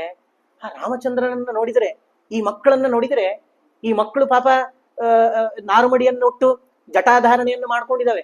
ಈ ಜಟ ತೆಗೆದು ಒಂದು ಕಿರೀಟ ಇಟ್ಬಿಟ್ರೆ ರಾಮಚಂದ್ರನನ್ನೇ ನೋಡ್ದಂಗ ಆಗ್ತದೆ ಈ ಮಕ್ಕಳನ್ನ ನೋಡಿದರೆ ಅಂತ ಹೇಳಿ ಜನರೆಲ್ಲ ಅಭಿಪ್ರಾಯ ಪಡ್ತಾ ಇದ್ದಾರಂತೆ. ನಿತ್ಯ ರಾಮಾಯಣದ 20 ಸರ್ಗಗಳು ಆಗ್ತಾ ಇದೆ. ರಾವಣನ ಸಂಹಾರ ಆಗ್ತದೆ. ಆ ಜಾನಕಿ ಸೀತೆ ಅಲ್ಲಿ ಅಗ್ನಿ ಪ್ರವೇಶ ಮಾಡಿದ ಘಟನೆಯೂ ಕೂಡ ಅದರಲ್ಲಿ ಮೆನ್ಷನ್ ಆಗ್ತದೆ. ಅಷ್ಟಾಗಿ ಸೀತೆಯನ್ನ ಕರ್ಕೊಂಡ್ಬಂದು ರಾಮರಾಜ್ಯ ಸ್ಥಾಪನೆ ಆಗಿದ್ದೆಲ್ಲ ಅಲ್ಲಿ ಮಕ್ಕಳು ಹಾಡ್ತಾರೆ. ಹಾಡಿ ಅಂಥ ನಿರಪರಾಧಿ ಆದಂತಹ ನಿರ್ದುಷ್ಟ, ಅವಳು ಯಾವ ದೋಷವೂ ಇಲ್ಲದ ಸೀತೆಯನ್ನ ಜನರು ಅನುಮಾನಿಸಿಬಿಟ್ರು. ಜನಾಪವಾದವನ್ನ ಹೆದರಿ ರಾಮಚಂದ್ರ ಅಂತಹ ಸೀತೆಯನ್ನ ಪರಿತ್ಯಾಗ ಮಾಡಿಬಿಟ್ಟ ಅಂತ ಈ ಕಥೆ ಆ ಮಕ್ಕಳ ಬಾಯಿಂದ ಕೇಳಿದಾಗ ಆ ಅಯೋಧ್ಯೆಯ ಜನರ ಕಣ್ಣಲ್ಲಿ ನೀರು ಬರ್ತದೆ. ರಾಮಚಂದ್ರ ಹೇಳ್ತಾನಂತೆ, ವಾಲ್ಮೀಕಿ ಮಹರ್ಷಿಗಳನ್ನ ಕರೆಸ್ರಿ, ವಾಲ್ಮೀಕಿ ಮಹರ್ಷಿಗಳನ್ನ ಕರೆಸ್ಬೇಕು ಅಂತ ಆಗ್ತದೆ. ವಾಲ್ಮೀಕಿ ಮಹರ್ಷಿಗಳು ತಾವು ಬರಬೇಕಾದ್ರೆ ಸೀತೆಯನ್ನ ಕರ್ಕೊಂಡೇ ಬರ್ತಾ ಇದ್ದಾರಂತೆ. ಸೀತೆ ಬರ್ತಾ ಇದ್ದಾಳೆ, ತಲೆ ತಗ್ಗಿಸಿದಾಳೆ ಸೀತೆ. ಇಡೀ ಜನತೆ ಆ ಸೀತೆಯನ್ನ ನೋಡ್ತಾ ಇದೆ. ವಾಲ್ಮೀಕಿ ಮಹರ್ಷಿಗಳು ಹೇಳ್ತಾರಂತೆ, ಸೀತೆ ಎಂದೂ ಕೂಡ ಅವಳು ನಿರ್ದುಷ್ಟಳಾಗಿದ್ದು ಅಂತಿಲ್ಲ, ದೋಷದುಷ್ಟಳಾಗಿದ್ದು ಅಂತಿಲ್ಲ, ಅವಳು ಎಂದೂ ಕೂಡ ನಿರ್ದುಷ್ಟಳೆ. ಅವಳು ಬಹು ವರ್ಷ ಸಹಸ್ರಾಣಿ ತಪಶ್ಚರ್ಯಾ ಮಯಾ ಕೃತ ನೋಪಾಶ್ನೀಯಾಂ ಫಲಂ ತಸ್ಯಾಹ ದುಷ್ಟೇಯಂ ಯದಿ ಮೈಥಿಲಿ. ನಾನು, ವಾಲ್ಮೀಕಿ ಮಹರ್ಷಿಗಳು ಹೇಳ್ತಾರೆ, ನಾನು ಬಹಳಷ್ಟು ವರ್ಷ ತಪಸ್ಸು ಮಾಡಿದ್ದೇನೆ. ಆ ತಪಸ್ಸಿನ ಫಲ ಮಹತ್ತರವಾದ ಫಲ ನನ್ನ ಹತ್ರ ಇದೆ. ಒಂದು ವೇಳೆ ಸೀತೆ ದೋಷ ದುಷ್ಟಳು ಅಂತಾದ್ರೆ, ನೀವು ಅಯೋಧ್ಯೆ ಜನರೆಲ್ಲ ಅಂದುಕೊಂಡಂತೆ ಅವಳು ಕೆಟ್ಟವಳು, ಅಲ್ಲಿ ಏನೋ ಅನೈತಿಕ ಸಂಬಂಧ ಇಟ್ಟುಕೊಂಡು ಇಲ್ಲಿಗೆ ಬಂದಿದ್ದಾಳೆ ಅಂತ ಆದ್ರೆ, ಆ ಇಷ್ಟು ವರ್ಷ ಮಾಡಿದ ನನ್ನ ತಪಸ್ಸಿನ ಫಲ ಎಲ್ಲ ನಾಶ ಆಗಿ ಹೋಗ್ಲಿ. ಒಂದು ವೇಳೆ ಸೀತೆ ದೋಷ ದುಷ್ಟಳ ಆಗಿದ್ರೆ, ಮನಸಾ ಕರ್ಮಣ ವಾಚಾ ಭೂತಪೂರ್ವಂ ನಕಿಲ್ ವಿಷಂ ತಸ್ಯಾಹಂ ಫಲಮಶ್ನಾಮಿ ಅಪಾಪ ಮೈಥಿಲಿ ಯದಿ. ಸೀತೆ ಅತ್ಯಂತ ಕೆಟ್ಟವಳು, ನೀವೆಲ್ಲ ಅಂದ್ಕೊಂಡಂತೆ ಅವಳಿಗೆ ಕೆಟ್ಟ ಬುದ್ಧಿ ಇದೆ, ಮನಸ್ಸಲ್ಲಿ ಪರಪುರುಷನನ್ನಾದ್ರೂ ಅವಳು ಚಿಂತನೆ ಮಾಡಿದ್ದು ಅಂತ ಆದ್ರೆ, ಅವಾಗ ನಾನು ಕಾಯ ವಾಚ ಮನಸ ಯಾವೆಲ್ಲ ಕೆಟ್ಟ ಕೆಲಸಗಳು ಅಂತಿವೆಯೋ ಆ ಕೆಟ್ಟ ಕೆಲಸಗಳನ್ನ ಮಾಡಿದರೆ ಏನು ಫಲ ಬರ್ತದಲ್ಲ ಅದೆಲ್ಲ ಫಲ ನನಗೆ, ಅಂದ್ರೆ ಕೆಟ್ಟ ಫಲಗಳು ನನಗೆ ಬರಲಿ, ಅಷ್ಟು ಕೆಟ್ಟ ಫಲ ನನಗೆ ಬರಲಿ ಅಂತ ವಾಲ್ಮೀಕಿ ಮಹರ್ಷಿಗಳು ಹೇಳ್ತಾರಂತೆ. ಅವ್ರು ಹೇಳ್ತಾರೆ, ಅಹಂ ಪಂಚಸು ಭೂತೇಶು ಮನಃಷ್ಠೇಶು ರಾಘವ ವಿಚಿಂತ್ಯ ಸೀತಾ ಶುದ್ಧೇತಿ ಜಗ್ರಾಹ ವನ ನಿರ್ಜರೆ. ನಾನು ಕಾಡಲ್ಲಿ ಸಂಚಾರ ಮಾಡಬೇಕಾದ್ರೆ ಗರ್ಭಿಣಿಯಾದಂತಹ ಸೀತೆಯನ್ನ ನೋಡಿದ ಕೂಡ್ಲೆ ಗೊತ್ತಾಯ್ತು ನನಗೆ, ನನ್ನ ಪಂಚ ಇಂದ್ರಿಯಗಳಿಂದ ಪರೀಕ್ಷೆ ಮಾಡಿದೆ, ನನ್ನ ಮನಸ್ಸು ಹೇಳತು ಸೀತೆ ನಿರ್ದುಷ್ಟಳು ಅಂತ. ನಿರ್ದುಷ್ಟಳಾದಂತಹ ಸೀತೆ, ಆ ಸೀತೆಯನ್ನ ಜನಾಪವಾದದಿಂದ ರಾಮಚಂದ್ರ ಬಿಟ್ಟಿದ್ದಾನೆ ಅಂತ ಗೊತ್ತಾಗಿ, ಅದರಿಂದ ಮಾತ್ರ ನಾನು ಸೀತೆಯನ್ನ ತಂದು ನನ್ನ ಆಶ್ರಮದಲ್ಲಿ ಇಟ್ಕೊಂಡೆ. ತಸ್ಮಾದಿಯಂ ನರವರಾತ್ಮಜ ಶುದ್ಧ ಭಾವ ದಿವ್ಯೇನ ದೃಷ್ಟಿ ವಿಷಯೇಣ ಮಯಾ ಪ್ರವಿಷ್ಟ ಲೋಕಾಪವಾದ ಕಲುಷೀಕೃತ ಚೇತಸಾಯ ತ್ಯಕ್ತಾ ತ್ವಯಾ ಪ್ರಿಯತಮ ವಿದಿತಾಪಿ ಶುದ್ಧ. ನನಗೆ ಗೊತ್ತು, ನಾನು ದಿವ್ಯ ದೃಷ್ಟಿಯಿಂದ ನೋಡಿದ್ದೇನೆ. ರಾಮಚಂದ್ರ, ನಿನಗೆ ಗೊತ್ತಿದೆ ಅಲ್ಲ ಸೀತೆ ಯಾವ ದೋಷವೂ ಇಲ್ಲ ಸೀತೆಯಲ್ಲಿ, ಸೀತೆ ನಿರ್ದುಷ್ಟಳು ಅಂತನ್ನೋದು ನಿನಗೆ ಗೊತ್ತಿದೆ, ಆದ್ರೂ ನೀನು ಬಿಟ್ಟಿದ್ದಿ ಯಾಕೆ? ಲೋಕಾಪವಾದಕ್ಕೆ ಹೆದರಿ ನೀನು ಬಿಟ್ಟಿದ್ದಿ, ಇದು ನನಗೆ ಗೊತ್ತಿದೆ. ಹಾಗಾಗಿ ಸೀತೆ ನಿರ್ದುಷ್ಟಳು, ಅವಳಲ್ಲಿ ಯಾವ ದೋಷವೂ ಇಲ್ಲ ಅಂತನ್ನೋದನ್ನ ಆ ಸಭೆಯಲ್ಲಿರುವ ಎಲ್ಲ ಅಯೋಧ್ಯೆಯ ಜನತೆಗೆ ಸಾರಿ ವಾಲ್ಮೀಕಿ ಮಹರ್ಷಿಗಳು ಹೇಳ್ತಾ ಇದ್ದಾರೆ. ಜನರೆಲ್ಲ ಈ ದೃಶ್ಯವನ್ನ ನೋಡಿ ಕಣ್ಣೀರಿಡ್ತಾ ಇದ್ದಾರೆ. ಎಂಥ ಸೀತೆಯನ್ನ ನಾವು ಕೆಟ್ಟದಾಗಿ ತಿಳ್ಕೊಂಡು ಏನೇನೋ ಮಾತಾಡ್ಕೊಂಡು ರಾಮಚಂದ್ರ ಅವಳನ್ನ ಬಿಡುವಂತೆ ಮಾಡಿದ್ವಿ. ನಮಗೆ ಅನಿಸ್ತದೆ, ನಾವು ಮಾತಾಡ್ಕೊಂಡಾಗ 2 ನಿಮಿಷದ ಮಾತಷ್ಟೇ, ಅದರಿಂದ ಉಂಟಾಗುವ ಪ್ರಭಾವ ಎಷ್ಟಿರ್ತದೆ ಅದರ ಆಲೋಚನೆ ಇರುವುದಿಲ್ಲ.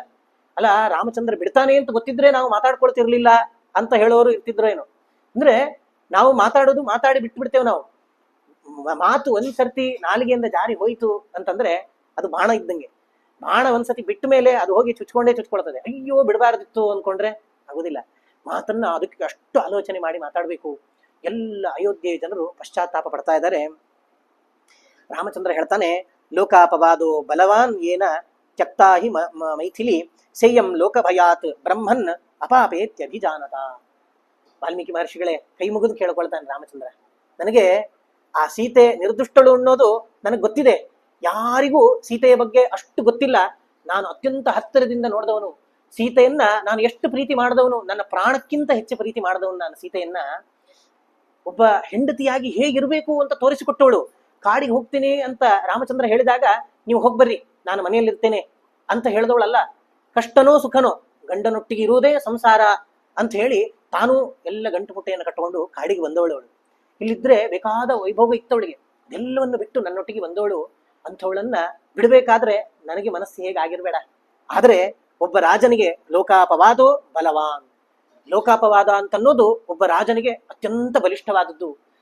ರಾಜ ಆದವನು ಈ ಜನತೆಗೋಸ್ಕರ, ಪ್ರಜೆಗಳಿಗೋಸ್ಕರ ತನ್ನ ಪ್ರಾಣವನ್ನೇ ಬಿಡ್ಲಿಕ್ಕೆ ತಯಾರಿರಬೇಕು. ಅಂಥದ್ರಲ್ಲಿ ಈ ಸೀತೆಯನ್ನ ನಾನು ಬಿಡಬೇಕಾದ ಪರಿಸ್ಥಿತಿ ಬಂತು. ಹಾಗಾಗಿ ಬಿಟ್ಟಿದ್ದೇನೆ. ಸೀತೆ ನಿರ್ದುಷ್ಟಳು ಅಂತನ್ನೋದು ನನಗೆ ಸಂಪೂರ್ಣ ನಂಬಿಕೆ ಇದೆ, ನನಗೆ ಅದ್ರ ಬಗ್ಗೆ ಗೊತ್ತಿದೆ. ಇವತ್ತು ಇಡೀ ಅಯೋಧ್ಯೆ ಜನತೆಗೆ ಸೀತೆ ನಿರ್ದುಷ್ಟಳು ಅನ್ನೋದು ಪ್ರೂವ್ ಆಯ್ತು ಅಂತ ಹೇಳಿ ವಾಲ್ಮೀಕಿ ಮಹರ್ಷಿಗಳಿಗೆ ರಾಮಚಂದ್ರ ಕೈ ಮುಗಿತಾ ಇದ್ದಾನೆ. ಸೀತೆ ತಾನು ಎದುರುಗಡೆ ಬರ್ತಾಳಂತೆ. ಬಂದು ಆ ಭೂದೇವಿಯನ್ನ ಪ್ರಾರ್ಥನೆ ಮಾಡ್ಕೊಳ್ತಾ ಇದ್ದಾರೆ. ಯಥಾಹಂ ರಾಘವಾದನ್ಯಂ ಮನಸಾಪಿ ನ ಚಿಂತೆಯೇ ತಥಾ ಮೇ ಮಾಧವಿ ದೇವಿ ವಿವರಂ ದಾತುಮರ್ಹತಿ. ನಾನು ರಾಮಚಂದ್ರನನ್ನ ಬಿಟ್ಟು ಇನ್ಯಾವ ಪರಪುರುಷನನ್ನ ಕಣ್ಣೆತ್ತಿ ಅಲ್ಲ, ಮನಸ್ಸಿನಿಂದಲೂ ಕೂಡ ಕೆಟ್ಟ ದೃಷ್ಟಿಯಿಂದ ನೋಡಿದವಳಲ್ಲ ನಾನು. ಹಾಗಾಗಿ ಇದು ಸತ್ಯ ಅಂತ ಆದ್ರೆ ಭೂದೇವಿ ತನ್ನ ಮಡಿಲಲ್ಲಿ ನನ್ನನ್ನು ಕರ್ಕೊಳ್ಳಿ ಅಂತ ಹೇಳಿ ಸೀತೆ ಹೇಳ್ತಾ ಇದ್ದಾಳೆ. ಇಷ್ಟು ಹೇಳಿದ ಮಾತ್ರಕ್ಕೆ ಅಲ್ಲಿದ್ದ ಸಭಾಮಂಟಪದ ಭೂಮಿ ಬಿರುಕು ಬಿಡುತ್ತದೆ. ಅಲ್ಲಿ ಕೆಳಗಿಂದ ಒಂದು ರತ್ನ ಖಚಿತವಾದಂತಹ ಸರ್ಪಗಳೆಲ್ಲ ಇರುವಂತಹ ಸಿಂಹಾಸನ ಬರ್ತದೆ. ಭೂತಾಯಿ ಪ್ರಕಟಳಾಗ್ತಾಳೆ. ಆ ಸೀತಾದೇವಿಯ ಕೈ ಹಿಡಿದು ಆ ಸಿಂಹಾಸನದಲ್ಲಿ ಕೂಡಿಸ್ತಾಳೆ. ಆ ಸಿಂಹಾಸನ ವಾಪಸ್ ಭೂಮಿ ಒಳಗೆ ಹೋಗ್ತದೆ, ಭೂಮಿ ಮುಚ್ಕೊಳ್ತದೆ. ಸೀತೆಯ ಅವತಾರ ಸಮಾಪ್ತಿ ಆಯಿತು. ಜನರೆಲ್ಲ ಇನ್ನಷ್ಟು ಕಣ್ಣೀರು ಹಾಕಿದ್ರು. ಸೀತೆ ಇಷ್ಟು ಶುದ್ಧಳು, ಯಾಕೆಂದ್ರೆ ಶುದ್ಧಳಾಗಿರ್ಲಿಲ್ಲ ಅಂತ ಅಂದ್ರೆ ಆ ಭೂಮಿ ಅದು ಅತ್ಯಂತ ಪರಿಶುದ್ಧವಾದಂತಹ ವಸ್ತು ಅದು ಭೂಮಿ. ಯಾಕೆ, ಎಷ್ಟು ಕೆಟ್ಟ ಭೂಮಿ ಆದ್ರೂ ಅಲ್ಲಿ ಬೀಜ ಹಾಕಿದ್ರೆ ನಮಗೆ ಮೊಳಕೆ ಬಂದು ಅದರಿಂದ ಫಲ ಕೊಡ್ತದೆ ನಮಗೆ. ಹಾಗಾಗಿ ಅಂಥ ಪವಿತ್ರವಾದಂತಹ ಭೂಮಿ ಮೇಲೆ ಆಣೆ ಮಾಡಿದಾಗ ಆ ಭೂತಾಯಿ ಆ ಸೀತೆಗೆ ಅನುಗ್ರಹಿಸಿಬಿಟ್ಲು. ಸೀತೆ ಬಂದಿದ್ದೇ ಕ್ಷೀರತಃ ಜಾತ. ಜನಕ ಮಹಾರಾಜ ನೇಗಿಲಿನಿಂದ ಭೂಮಿ ಉಳಬೇಕಾದ್ರೆ ಸಿಕ್ಕವಳವಳು. ಮತ್ತೆ ತನ್ನ ತಾಯಿಯ ಮಡಿಲು, ಭೂತಾಯಿಯ ಮಡಿಲಿಗೆ ಆ ಸೀತೆ ಪ್ರವೇಶ ಮಾಡ್ತಾ ಇದ್ದಾಳೆ. ಈ ರೀತಿ ಆ ಸೀತೆ ಇಲ್ಲದೆ ಇರುವಂತಹ ರಾಜ್ಯ ರಾಮರಾಜ್ಯ ಆಯ್ತು. ಇನ್ನು ಅನೇಕ ವರ್ಷಗಳ ಕಾಲ ರಾಮಚಂದ್ರ ತಾನು ಆ ರಾಜ್ಯವನ್ನ ಪಾಲನೆ ಮಾಡ್ತಾ ಇದ್ದಾನೆ. ಇಷ್ಟಾದಾಗ ಲಕ್ಷ್ಮಣನಿಗೆ ಮಕ್ಕಳಿದ್ರು, ಭರತನಿಗೆ ಮಕ್ಕಳಿದ್ರು. ಹಿಂದೆ ಕೈಕೇಯಿ ಕೆಲವು ಮಾತನ್ನಾಡಿದ್ಲು. ರಾಜ್ಯ ಬಿಟ್ಟು ಕಳಿಸ್ಬೇಕಾದ್ರೆ ಭರತ ರಾಮರಾಜ ಆದ್ರೆ ನಿನ್ನ ಮಕ್ಕಳು ಅವರ ದಾಸ ಆಗ್ತಾರೆ, ರಾಮನ ಮಕ್ಕಳಿಗೆ ನಿನ್ನ ಮಕ್ಕಳು ದಾಸರಾಗ್ತಾರೆ ಅಂತ ಹೇಳಿ ಅದನ್ನ ಸುಳ್ಳು ಅಂತ ಪ್ರೂವ್ ಮಾಡ್ಲಿಕ್ಕೆ ರಾಮಚಂದ್ರ ಅವರವರ ಮಕ್ಕಳಿಗೆ ರಾಜ್ಯವನ್ನ ವಿಂಗಡಣೆ ಮಾಡಿ ಕೊಡ್ತಾ ಇದ್ದಾನೆ. ಪುಷ್ಕರಾವತಿ ಅಂತ ಪಟ್ಟಣ, ಅಲ್ಲಿ ಭರತನ ಮಗ ಪುಷ್ಕರ ಅಂತ ಅವನನ್ನ ರಾಜನನ್ನಾಗಿ ಮಾಡ್ತಾನೆ. ತಕ್ಷ ಅಂತ ಇನ್ನೊಬ್ಬ ಮಗ ಭರತನಿಗೆ ತಕ್ಷಶಿಲಾ ಅನ್ನೋಲ್ಲಿ ಅವನನ್ನ ರಾಜನನ್ನಾಗಿ ಮಾಡ್ತಾನೆ. ಲಕ್ಷ್ಮಣನಿಗೆ ಅಂಗದ ಅಂತ ಮಗ ಒಂದು ಅಂಗದೀಯ ಅಂತ ಒಂದು ರಾಜ್ಯವನ್ನ ನಿರ್ಮಾಣ ಮಾಡಿ ಅದನ್ನ ಸಮೃದ್ಧವನ್ನಾಗಿ ಮಾಡಿ ಅಲ್ಲಿ ಅವನನ್ನ ನಿಯಮನೆ ಮಾಡ್ತಾ ಇದ್ದಾನೆ. ಚಂದ್ರಕೇತು ಅಂತ ಇನ್ನೊಬ್ಬ ಮಗನನ್ನ ಚಂದ್ರಕಾಂತಪುರ ಅಂತ ಅಲ್ಲಿ ಆ ಮಗನನ್ನ ತಾನು ರಾಜನನ್ನಾಗಿ ಮಾಡ್ತಾ ಇದ್ದಾನೆ. ಈ ರೀತಿ ಎಲ್ಲರನ್ನು ಅವರವರಿಗೆ ರಾಜ್ಯವನ್ನು ಕೊಡ್ತಾ ಇದ್ದಾನೆ. ಕೊಟ್ಟು ಇಷ್ಟಾಯ್ತು. ದೇವಲೋಕದಲ್ಲಿ ದೇವತೆಗಳಿಗೆಲ್ಲ ಸ್ವಲ್ಪ ಹೊಟ್ಟೆ ಕಿಚ್ಚಾಯ್ತಂತೆ. ಭೂಲೋಕ ನೋಡಿ, ಭೂಲೋಕದಲ್ಲಿ ರಾಮಚಂದ್ರನನ್ನ ಕಳಿಸಿದ್ದೇ ಈ ರಾವಣ ಆದಿಗಳ ಸಂಹಾರ ಆಗಬೇಕು ಅಂತ. ಕೆಲಸ ಆದ್ರೂ ಈ ಮನುಷ್ಯರು ರಾಮಚಂದ್ರನನ್ನು ಬಿಡ್ತಾ ಇಲ್ಲ. ಅದಕ್ಕೆ ವಾದಿರಾಜರು ಹೇಳ್ತಾರೆ, ಕರ್ಮಂದೀಶ್ವರ ಭಕ್ತಿ ಬಂಧನ ವಶಃ. ದೇವರನ್ನ ಆ ಕೃಷ್ಣನನ್ನ ಕಟ್ಟಿ ಹಾಕ್ಬೇಕು ಅಂತ ಯಶೋದೆ ಎಷ್ಟು ಹಗ್ಗ ತಂದ್ರು ಅದು ಕಡಿಮೆ ಬೀಳ್ತಾ ಇತ್ತಂತೆ. ಆದರೆ ಆ ಕೃಷ್ಣನನ್ನ ಕಟ್ಟಿ ಹಾಕ್ಬೇಕು ಅಂದ್ರೆ ಈ ನಮ್ಮ ಮನೆಯಲ್ಲಿ ಸಿಗುವ ಹಗ್ಗದಿಂದ ಕಟ್ಟಿ ಹಾಕ್ಲಿಕ್ಕೆ ಆಗುದಿಲ್ಲ. ಭಕ್ತಿ ಬಂಧನ ವಶಃ, ಕೇವಲ ಭಕ್ತಿ ಬಂಧನಕ್ಕಷ್ಟೇ ಸಿಕ್ಕಿ ಬೀಳುವವನು ಆ ಪರಮಾತ್ಮ. ಹಾಗಾಗಿ ಈ ಮನುಷ್ಯರನ್ನ ಬಿಟ್ರೆ ತಮ್ಮ ಭಕ್ತಿ ಬಂಧನದಿಂದ ಇನ್ನೂ 1000 ವರ್ಷ ಇಟ್ಕೊಂಡ್ಬಿಡ್ತಾರೆ ಈ ರಾಮಚಂದ್ರನನ್ನ. ರುದ್ರದೇವರ ಹತ್ರ ಹೋಗಿ ಕೇಳ್ಕೊಳ್ತಾ ಇದ್ದಾರೆ ಎಲ್ಲ ದೇವತೆಗಳು. ಅಲ್ಲ, ಈ ನಾರಾಯಣ ರಾಮಚಂದ್ರನಾಗಿ ಹುಟ್ಟಿ ಏನೆಲ್ಲ ಕೆಲಸಗಳಾಗಬೇಕು ಅಂತಿತ್ತೋ ಎಲ್ಲ ಕೆಲಸಗಳು ಈಗಾಗಲೇ ಪೂರೈಸಿ ಆಗಿದೆ. ದಯವಿಟ್ಟು ಹೋಗಿ ನಮ್ಮ ದೇವಲೋಕವನ್ನ ಬಂದು ವಾಪಸ್ ಅಲಂಕರಿಸಬೇಕು ಅಂತ ನೀವು ರಾಮಚಂದ್ರನಿಗೆ ತಿಳಿಸ್ಬೇಕು ಅಂತ ಹೇಳಿ ರುದ್ರದೇವರನ್ನ ಪ್ರಾರ್ಥನೆ ಮಾಡ್ತಾ ಇದ್ದಾರೆ. ರುದ್ರದೇವರು ತಾವು ಕಾಲರೂಪವನ್ನ ತಾಳಿ ಆ ಅಯೋಧ್ಯೆಯ ರಾಜ ಭವನಕ್ಕೆ ಬರ್ತಾ ಇದ್ದಾರೆ. ಲಕ್ಷ್ಮಣ ಎದುರುಗಡೆ ಇದ್ದಾನೆ. ಲಕ್ಷ್ಮಣ ಕೇಳ್ತಾನೆ, ಏನಾಗ್ಬೇಕಿತ್ತು ಅಂತ. ನಾನು ಒಬ್ಬ ಮಹರ್ಷಿ ಕಳಿಸಿರುವಂತಹ ದೂತ ಕಾಲ ಅಂತ ಹೇಳಿ ನನಗೆ ಸ್ವಲ್ಪ ಪರ್ಸನಲಿ ರಾಮಚಂದ್ರನೊಟ್ಟಿಗೆ ಮಾತಾಡ್ಬೇಕು ಅಂತ ಹೇಳ್ತಾರೆ. ರಾಮಚಂದ್ರ ಕರಿತಾನೆ, ನನಗೆ ಏಕಾಂತದಲ್ಲಿ ಮಾತಾಡ್ಬೇಕು ನಿನ್ನೊಟ್ಟಿಗೆ ಅಂತ ಹೇಳಿದಾಗ ರಾಮಚಂದ್ರ ಎಲ್ಲರನ್ನೂ ಕಳಿಸಿ ಲಕ್ಷ್ಮಣನನ್ನ ಕರೆದು ಹೇಳ್ತಾನಂತೆ, ನಾನು ಸ್ವಲ್ಪ ದೇವಗುಹ್ಯವನ್ನ ಏಕಾಂತದಲ್ಲಿ ಮಾತಾಡ್ಕೊಳ್ತೀನಿ. ನೀನು ಇಲ್ಲಿ ಹೊರಗಿದ್ದು ಯಾರೂ ಕೂಡ ಒಳಗೆ ಬರಬಾರದು, ಯಾರೂ ಕೂಡ ಒಳಗೆ ಬರದೇ ಇರುವಂತೆ ನೀನು ನೋಡ್ಕೊಳ್ಬೇಕು ಅಂತ ಹೇಳಿ ಲಕ್ಷ್ಮಣನನ್ನ ಹೇಳ್ತಾನಂತೆ.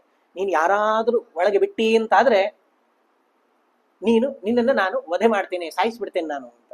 ನಮಗೆ ಅನಿಸ್ತದೆ, ಇಷ್ಟೆಲ್ಲ ಸೇವೆ ಮಾಡಿದವನು ಲಕ್ಷ್ಮಣ ಬರೀ ಯಾವುದೋ ಒಂದು ಕ್ಷುಲ್ಲಕ ಕಾರಣ, ಇಬ್ಬರೊಟ್ಟಿಗೆ ಮಾತಾಡಬೇಕಾದ್ರೆ ಒಳಗೆ ಬಿಟ್ಟ ಅನ್ನೋ ಕಾರಣಕ್ಕೆ ರಾಮಚಂದ್ರ ಸಾಯಿಸ್ತಾನೇನು ಅಂತ. ಅವನು ಸಾಯಿಸಿದ್ರೆ ಆ ಅಭಿಪ್ರಾಯ ಅಲ್ಲ ರಾಮಂದು, ಅದು ದೇವಗುಹ್ಯ ಅಂತ. ಯಾಕೆ, ಲಕ್ಷ್ಮಣಂದು ಅವತಾರ ಮುಗಿಸ್ಬೇಕಾಗಿದೆ. ಈಗ ಇವನು ಬಿಟ್ಟರೆ ಇಲ್ಲೇ ಎದ್ದು ಬಿಡ್ತಾನೆ. ಇವನು ಬರಬೇಕು, ನನ್ನ ಪರ್ಯಂಕ ಇವನು, ಶೇಷ ಇವನು. ಹಾಗಾಗಿ ಇವನನ್ನು ಕಳಿಸ್ಬೇಕಲ್ಲ, ಅದಕ್ಕಾಗಿ ಯಾರನ್ನಾದ್ರೂ ಒಳಗೆ ಬಿಟ್ರೆ ನಿನ್ನನ್ನು ಸಾಯಿಸುವಂತಹ ಪರಿಸ್ಥಿತಿ ಬರ್ತದೆ ನನಗೆ ಅಂತ ಹೇಳಿ ರಾಮಚಂದ್ರ ಹೇಳಿ ರುದ್ರದೇವರೊಟ್ಟಿಗೆ ಏಕಾಂತದಲ್ಲಿ ಮಾತಾಡ್ತಾ ಇದ್ದಾನೆ. ರುದ್ರದೇವರು ತಮ್ಮ ನಿಜ ಸ್ವರೂಪದಲ್ಲಿ ರಾಮಚಂದ್ರನಿಗೆ ಹೇಳ್ತಾರೆ, ಎಷ್ಟು ದಿವಸಪ್ಪ ನಮ್ಮನ್ನು ಬಿಟ್ಟು ಹೋಗ್ತೀನಿ ನೀನು? ಸಾಕು, ನೀನು ಮಾಡೋ ಕೆಲಸ ಎಲ್ಲ ಮಾಡಿ ಆಗಿದೆ. ದೇವಲೋಕದಲ್ಲಿ ದೇವತೆಗಳೆಲ್ಲ ಕಾಯ್ತಾ ಇದ್ದಾರೆ. ಹಾಗಾಗಿ ನಿನ್ನ ಈ ಅವತಾರವನ್ನ ಇಲ್ಲಿಗೆ ಮುಗಿಸ್ಬೇಕು ಅಂತ ದೇವತೆಗಳ ಪರವಾಗಿ ನಾನು ಕೇಳ್ಕೊಳ್ಳಿಕ್ಕೆ ಬಂದಿದ್ದೇನೆ ಅಂತ ಹೇಳಿ ರುದ್ರದೇವರು ಹೇಳ್ತಾ ಇದ್ದಾರೆ. ಇಷ್ಟು ಮಾತುಕತೆ ಆಗಬೇಕಾದ್ರೆ ರಾಮಚಂದ್ರ ಆಯ್ತು ಅಂತ ಹೇಳ್ತಾನೆ, ನಾನು ಮುಗಿಸ್ತೇನೆ ಅವತಾರವನ್ನ ಅಂತ ಹೇಳಿ. ಇಷ್ಟು ಮಾತುಕತೆ ಆಗಬೇಕಾದ್ರೆ ಅಲ್ಲಿ ಅಗಸ್ತ್ಯ ದುರ್ವಾಸ ಮುನಿಗಳ ಪ್ರವೇಶ ಆಗ್ತದಲ್ಲಿ. ದುರ್ವಾಸರು ಇನ್ಯಾರು ಅಲ್ಲ, ರುದ್ರದೇವರ ಅಂಶವೇ. ಅಲ್ಲಿ ಒಳಗಿರುವುದು ರುದ್ರದೇವರು, ಹೊರಗಿರುವುದು ರುದ್ರದೇವರು. ಈ ಲಕ್ಷ್ಮಣನಿಗೆ ಶಾಪ ಕೊಡಿಸ್ಬೇಕು, ಇಲ್ಲಾಂದ್ರೆ ಇವನು ಇಲ್ಲೇ ಇದ್ದು ಬಿಡ್ತಾನೆ ಅಂತ ಹೇಳಿ ದುರ್ವಾಸರು ಬಂದಿದ್ದಾನೆ. ಬಂದು ಹೇಳ್ತಾರಂತೆ, ನೋಡಪ್ಪ ಲಕ್ಷ್ಮಣ, ಬಹಳ ಅರ್ಜೆಂಟಲ್ಲಿ ಇದ್ದೀನಿ. 10,000 ವರ್ಷ ನಿರಂತರ ತಪಸ್ಸು ಮಾಡಿ ಈಗ ಎದ್ದು ಬರ್ತಾ ಇದ್ದೀನಿ ನಾನು. 10,000 ವರ್ಷದಿಂದ ಏನು ತಿಂದಿಲ್ಲ, ಅರ್ಜೆಂಟ್ ಊಟ ಬೇಕು ನನಗೆ ನೀನು ಯಾರ್ಯಾರು ಬೆಳೆಸಿದ್ರೆ ಆಗಲ್ಲ, ರಾಮಚಂದ್ರನೇ ಬೆಳೆಸ್ಬೇಕು ನನಗೆ. ರಾಮಚಂದ್ರನ ರಾಜ್ಯದಲ್ಲಿ ಸಿಗದೇ ಇರುವುದು ಅಂತ ಏನು ಇಲ್ಲ ಅಂತಲ್ಲ. ಹಾಗಾಗಿ ನನಗೆ ರಾಮಚಂದ್ರನೇ ಊಟ ಬಡಿಸ್ಬೇಕು ಅಂತ ಹಠ ಮಾಡ್ಲಿಕ್ಕೆ ಪ್ರಾರಂಭ ಮಾಡ್ತಾರೆ. ಲಕ್ಷ್ಮಣ ಹೇಳ್ತಾನೆ, ಇಲ್ಲ ನಾನು ಬಡಿಸ್ತೀನಿ. ನೀನ್ ಬಡಿಸಿದ್ರೆ ಆಗುದಿಲ್ಲ, ನಂಗೆ ಸಿಟ್ಟು ಬಂದ್ರೆ ನಾನು ಹೊರಗೆ ಹೋಗಿ ರಾಮನ ಬಗ್ಗೆ ಲಕ್ಷ್ಮಣನ ಬಗ್ಗೆ ಎಲ್ಲರ ಬಗ್ಗೆ ಕೆಟ್ಟದಾಗಿ ಹೇಳ್ಕೊಂಡು ಹೋಗ್ತೇನೆ, ನನಗೆ ಗೊತ್ತಿಲ್ಲ, ನೀನು ಒಳಗೆ ಬಿಡಬೇಕು. ಲಕ್ಷ್ಮಣ ಆಲೋಚನೆ ಮಾಡ್ತಾನೆ, ನಾನು ಬಿಡ್ಲಿಲ್ಲ ಅಂತಂದ್ರೆ ನನ್ನ ರಾಮಚಂದ್ರನ ಬಗ್ಗೆ ಏನೇನೋ ಕೆಟ್ಟದಾಗಿ ಹೇಳ್ಕೊಂಡು ಹೋಗ್ತಾರೆ ದೂರ್ವಾಸ ಮಹರ್ಷಿಗಳು, ನಾನು ಬಿಟ್ರೆ ರಾಮಚಂದ್ರನ ನನ್ನನ್ನ ಸಾಯಿಸ್ಬಿಡ್ತೇನೆ ಅಂತ ಹೇಳಿದಾನೆ. ನಾನು ಸತ್ರು ತೊಂದರೆ ಇಲ್ಲ, ರಾಮನ ಬಗ್ಗೆ 4 ಜನ ಕೆಟ್ಟ ಮಾತಾಡುವಂತ ಆಗಬಾರದು ಅಂತ ಹೇಳಿ ದೂರ್ವಾಸ ಮಹರ್ಷಿಗಳನ್ನು ಒಳಗೆ ಬಿಡ್ತಾ ಇದ್ದಾರೆ. ದೂರ್ವಾಸ ಮಹರ್ಷಿಗಳು ಒಳಗೆ ಹೋಗಿ ರಾಮಚಂದ್ರನಿಗೆ ಹೇಳ್ತಾರೆ, ರಾಮಚಂದ್ರ, ನಾನು ಬಹಳಷ್ಟು ವರ್ಷಗಳಿಂದ ಉಪವಾಸ ಮಾಡಿ ಈಗ ಎದ್ದು ಬರ್ತಾ ಇದ್ದೇನೆ, ನನಗೆ ನೀನು ಊಟವನ್ನು ಬಡಿಸಬೇಕು. ಪ್ರಾಕ್ಸಿದ್ಧಂ ಮೇ ನಭೋಜ್ಯಂ ಸ್ಯಾತ್ ಅನ್ನಂ ಸೇತ್ಸ್ಯತಿ ಚೇದಥ ಕ್ಷುಧಾಂ ಕಥಂ ಸಹೇ ವೀರ ಕ್ಷಣಯಸ್ಮಿನ್ ದೇಹಿ ಭೋಜನಂ. ನನಗೆ ಹಸುವೆ ತಡ್ಕೊಳ್ಳಿಕ್ಕೆ ಆಗ್ತಾ ಇಲ್ಲ, ನನಗೆ ಈ ಹಿಂದೆ ಮಾಡಿಟ್ಟಂಥದ್ದು ಮಾಡಿದ್ದೆ ರೆಡಿ ಇದೆ ಕೊಡ್ತೀನಿ, ಅದೆಲ್ಲ ಬೇಡ, ನನಗೆ ಬಿಸಿ ಬಿಸಿಯಾಗಿ ಮಾಡಿ ಈಗ ನೀನು ಕೊಡಬೇಕು, ಅದು ಅಷ್ಟು ಶೀಘ್ರದಲ್ಲಿ ಆಗ್ಬೇಕು, ನೀನೇ ತಂದು ಬಡಿಸ್ಬೇಕು ಅಂತ ಹಠ ಮಾಡ್ತಾರೆ. ರಾಮಚಂದ್ರ ಆಗ್ಲಿ ಅಂತ ಹೇಳಿ ತಾನು ಎಲ್ಲವನ್ನು ಸಿದ್ಧ ಮಾಡಿ ಆ ದುರ್ವಾಸ ಮಹರ್ಷಿಗಳಿಗೆ ಷಡ್ರಸಾನ್ನ ಭೋಜನವನ್ನ ತಾನು ಬಡಿಸಿ ಅವರನ್ನ ತೃಪ್ತಿಪಡಿಸಿ ಕಳಿಸ್ತಾ ಇದ್ದಾನೆ. ಕಳಿಸಿ ಆದ್ಮೇಲೆ ಲಕ್ಷ್ಮಣನನ್ನ ಕರಿತಾನೆ. ಲಕ್ಷ್ಮಣ, ನನಗೆ ಬಿಡಬಾರದು ಅಂತ ಹೇಳಿದ್ನಲ್ಲಪ್ಪ, ಹಾಗಾದ್ರೆ ನೀನು ವಧ್ಯ, ನಿನ್ನನ್ನು ನಾನು ಸಾಯಿಸ್ಬೇಕು. ಆದ್ರೆ ಅತ್ಯಂತ ಹತ್ತಿರದವರನ್ನ ಸಾಯಿಸುವುದು ಅಂತಂದ್ರೆ ಏನು? ಅವ್ರನ್ನ ಸಾಯಿಸ್ಬೇಕು ಅಂತ ಇಲ್ಲಂತೆ, ಅವ್ರನ್ನ ಪರಿತ್ಯಾಗ ಬಿಟ್ಟುಬಿಟ್ರೆ ಅದೇ ಅವರಿಗೆ ಮರಣದಂತೆ.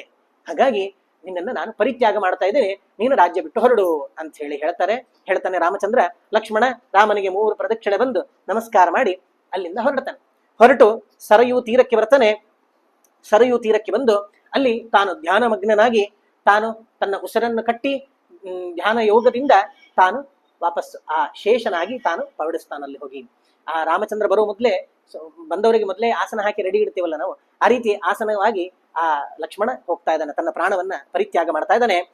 ಇಷ್ಟಾದಾಗ ಜೋರಾಗಿ ರಾಮಚಂದ್ರ ಎಲ್ಲ ಕಡೆ ಡಂಗೂರ ಸಾರಿಸ್ತಾ ಇದ್ದಾನೆ. ಏನು? ಸಮಾಯಾತ ಸಮಾಯಾತ ಯೇ ಮೋಕ್ಷ ಪದೇಚ್ಛವ.